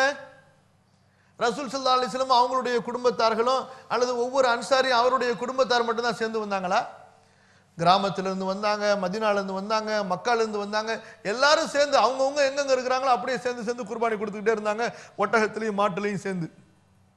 அப்ப சாதாரண மார்க்க இல்ம் உள்ளவர் கூட இந்த மாதிரியான கூட்டு குர்பானி கூடாது என்று கூற மாட்டார்கள். ஒன்று மார்க்கத்தை புரிந்து கொள்ளாத காரணத்தினால் கூறலாம், அல்லது மற்றவர்களெல்லாம் கூடும் என்று சொன்னால் நான் கூடாது என்று சொல்வேன், மற்றவர்களெல்லாம் கூடாது என்று சொன்னால் நான் கூடும் என்று சொல்வேன் என்று அந்த வித்தியாசப்படுத்தி தன்னை அறிமுகப்படுத்திக் கொள்கிற நிலைப்பாட்டினால் இருக்கலாம். அல்லாஹ் மிக அறிந்தவன். அல்லாஹ் நம்முடைய பாவங்களையும் அவர்களுடைய பாவங்களையும் மன்னிப்பானாக. நமக்கும் அவர்களுக்கும் அல்லாஹ் நேர் வழி காட்டுவானாக. இந்த குர்பானி பிராணியை பொறுத்தது, குர்பானி உதஹியா அறுக்கப்பட்ட பிராணியை பொறுத்த வரைக்கும் சவுதியினுடைய ஹையத் கிபாரில் உலமா லஜ்னா தாயிமாவுடைய ஃபத்வா, அதாவது ஒரு காஃபிருக்கு கொடுப்பதால் அவர் அண்டை வீட்டாராக இருக்கிறார், அவர் இஸ்லாத்தின் பக்கம் நெருக்கமாக்கலாம், நேசத்தை உண்டாக்கலாம், இந்த மாதிரியான ஒரு காரணம் இருந்தால் அண்டை வீட்டார்கள் அல்லது முஹல்லால உள்ள காஃபிர்களுக்கும் கொடுக்கலாம். பொதுவா ரசூல் ஸல்லல்லாஹு அலைஹி வஸல்லமுடைய காலத்தில் இது முஸ்லிம்களுக்கு மட்டும்தான் பங்கு வைக்கப்பட்டது. சரியா? இப்ப எப்படின்னு சொன்னா ஜகாத்துடைய பொருளை போல, இப்ப ஜகாத்துல 8 வகையினரை அல்லாஹ் சொல்றான். அந்த 8 வகையினர்களில் ஒருவர் யாரு? வல் முஅல்லஃபத்தி குலூபுஹும். முஸ்லிம்களுக்கு தான் நம்ம இதை செலவழிப்போம். அந்த 8 வகையில இருந்தாலும் ஒரு ஆப்ஷன் அல்லாஹ் அங்க வச்சுட்டான். எப்படி? உங்களோட நெருக்கமா ஒரு காஃபிர் பழகிறாரு, அவர் பணக்காரராக இருந்தாலும் சரி ஏழையா இருந்தாலும் சரி, அதை பத்திலாம் பிரச்சனை கிடையாது. புரியுதா? நல்ல கோடீஸ்வரர் தான் ஒரு காஃபிர் உங்கள்கிட்ட பழகிறாரு, அவருக்கு இந்த வருஷம் 1 லட்ச ரூபா நம்ம ஜக்காத்தை கொடுத்தோம்னா அது நமக்கு பாய், அவங்களுக்கு தெரியாது ஜக்காத்தா கொடுக்குறீங்களா, 1 லட்ச ரூபா நம்ம கொடுக்குறாரு அப்படின்னு ரொம்ப உங்க மேல முகப்பது. நம்ம ஜாதிக்காரன் இத்தனை வருஷமா இருக்கிறோம், நான் 1000 ரூபா கூட 100 ரூபா கூட கொடுத்தது கிடையாது, பாய் என்னப்பா 1 லட்ச ரூபா கொண்டு வந்து கட்டா அப்படியே கொடுக்குறாரு அப்படிங்கும்போது, ஆஹா இவங்க மார்க்கம் எவ்வளோ நல்ல மார்க்கமா இருக்கும் அப்படின்னு நினைப்பார். செஞ்சா நினைப்பார், செய்யாட்டின்னு நினைக்க மாட்டார். அப்ப நம்ம என்ன செய்யணும்? இன்ஷா அல்லாஹ் செய்யணும். அந்த மாதிரி ஒரு சூழ்நிலை இருந்துச்சுன்னு சொன்னா நிச்சயமா செய்யணும். அதெல்லாம் கருமித்தனம் காட்டக்கூடாது. 1 லட்ச ரூபா போய் வச்சுக்கப்பா, ஏதாச்சும் குடும்பத்துக்கு செலவு பண்ணிக்க, நல்ல வழியில நல்லா சாப்பிட்டுக்க, நல்லா வச்சுக்க அப்படின்னு சொல்லிட்டு செலவழிக்கணும். அந்த மாதிரி கொடுக்கறதுனால அவர் இஸ்லாத்துக்கு வந்துருவாரு அப்படின்னு தெரிஞ்சா கண்டிப்பாங்க செலவழிக்கலாம். அப்ப அந்த மாதிரி அல்லாஹ் சொல்றான் பாருங்க. அல்லது அதே போல ஒருத்தர் இஸ்லாத்துக்கு வந்திருக்கிறாரு, பணக்காரரு, ஆனாலும் சமூகத்தோட இணைய மாட்டேங்கிறாரு. அப்ப அந்த மாதிரி நேரத்தில் கூட அவருக்கு நம்முடைய ஜக்காத்து காசை கொடுத்து அவரை சமூகத்தோட நெருக்கிறதுக்காண்டி, பாருங்க இஸ்லாத்துக்கு வந்தோம் உடனே நம்மளை நினைச்சுக்கிட்டாங்க பார்த்தீங்களா, முகப்பத்தை சேர்ந்துக்கிட்டாங்க பார்த்தீங்களா, அந்த மாதிரி இணக்கத்தை ஏற்படுத்துவதற்காக நம்ம செய்யலாம். அப்ப அதே போல தான் இந்த விஷயத்திலையும், இது இந்த குர்பானி கொடுக்கப்பட்ட அந்த கறி விஷயத்திலையும் மேக்சிமம் நம்ம முஸ்லீம்களுக்கு கொடுக்க பார்ப்போம். அங்க காஃபிர்கள் சில பேர் இருக்கிறாங்க இணக்கமானவங்க, அவங்களுக்கு கொடுத்தா ஒரு நல்ல சூழ்நிலை ஏற்படும் என்று இருந்தால் கொடுக்கலாம்.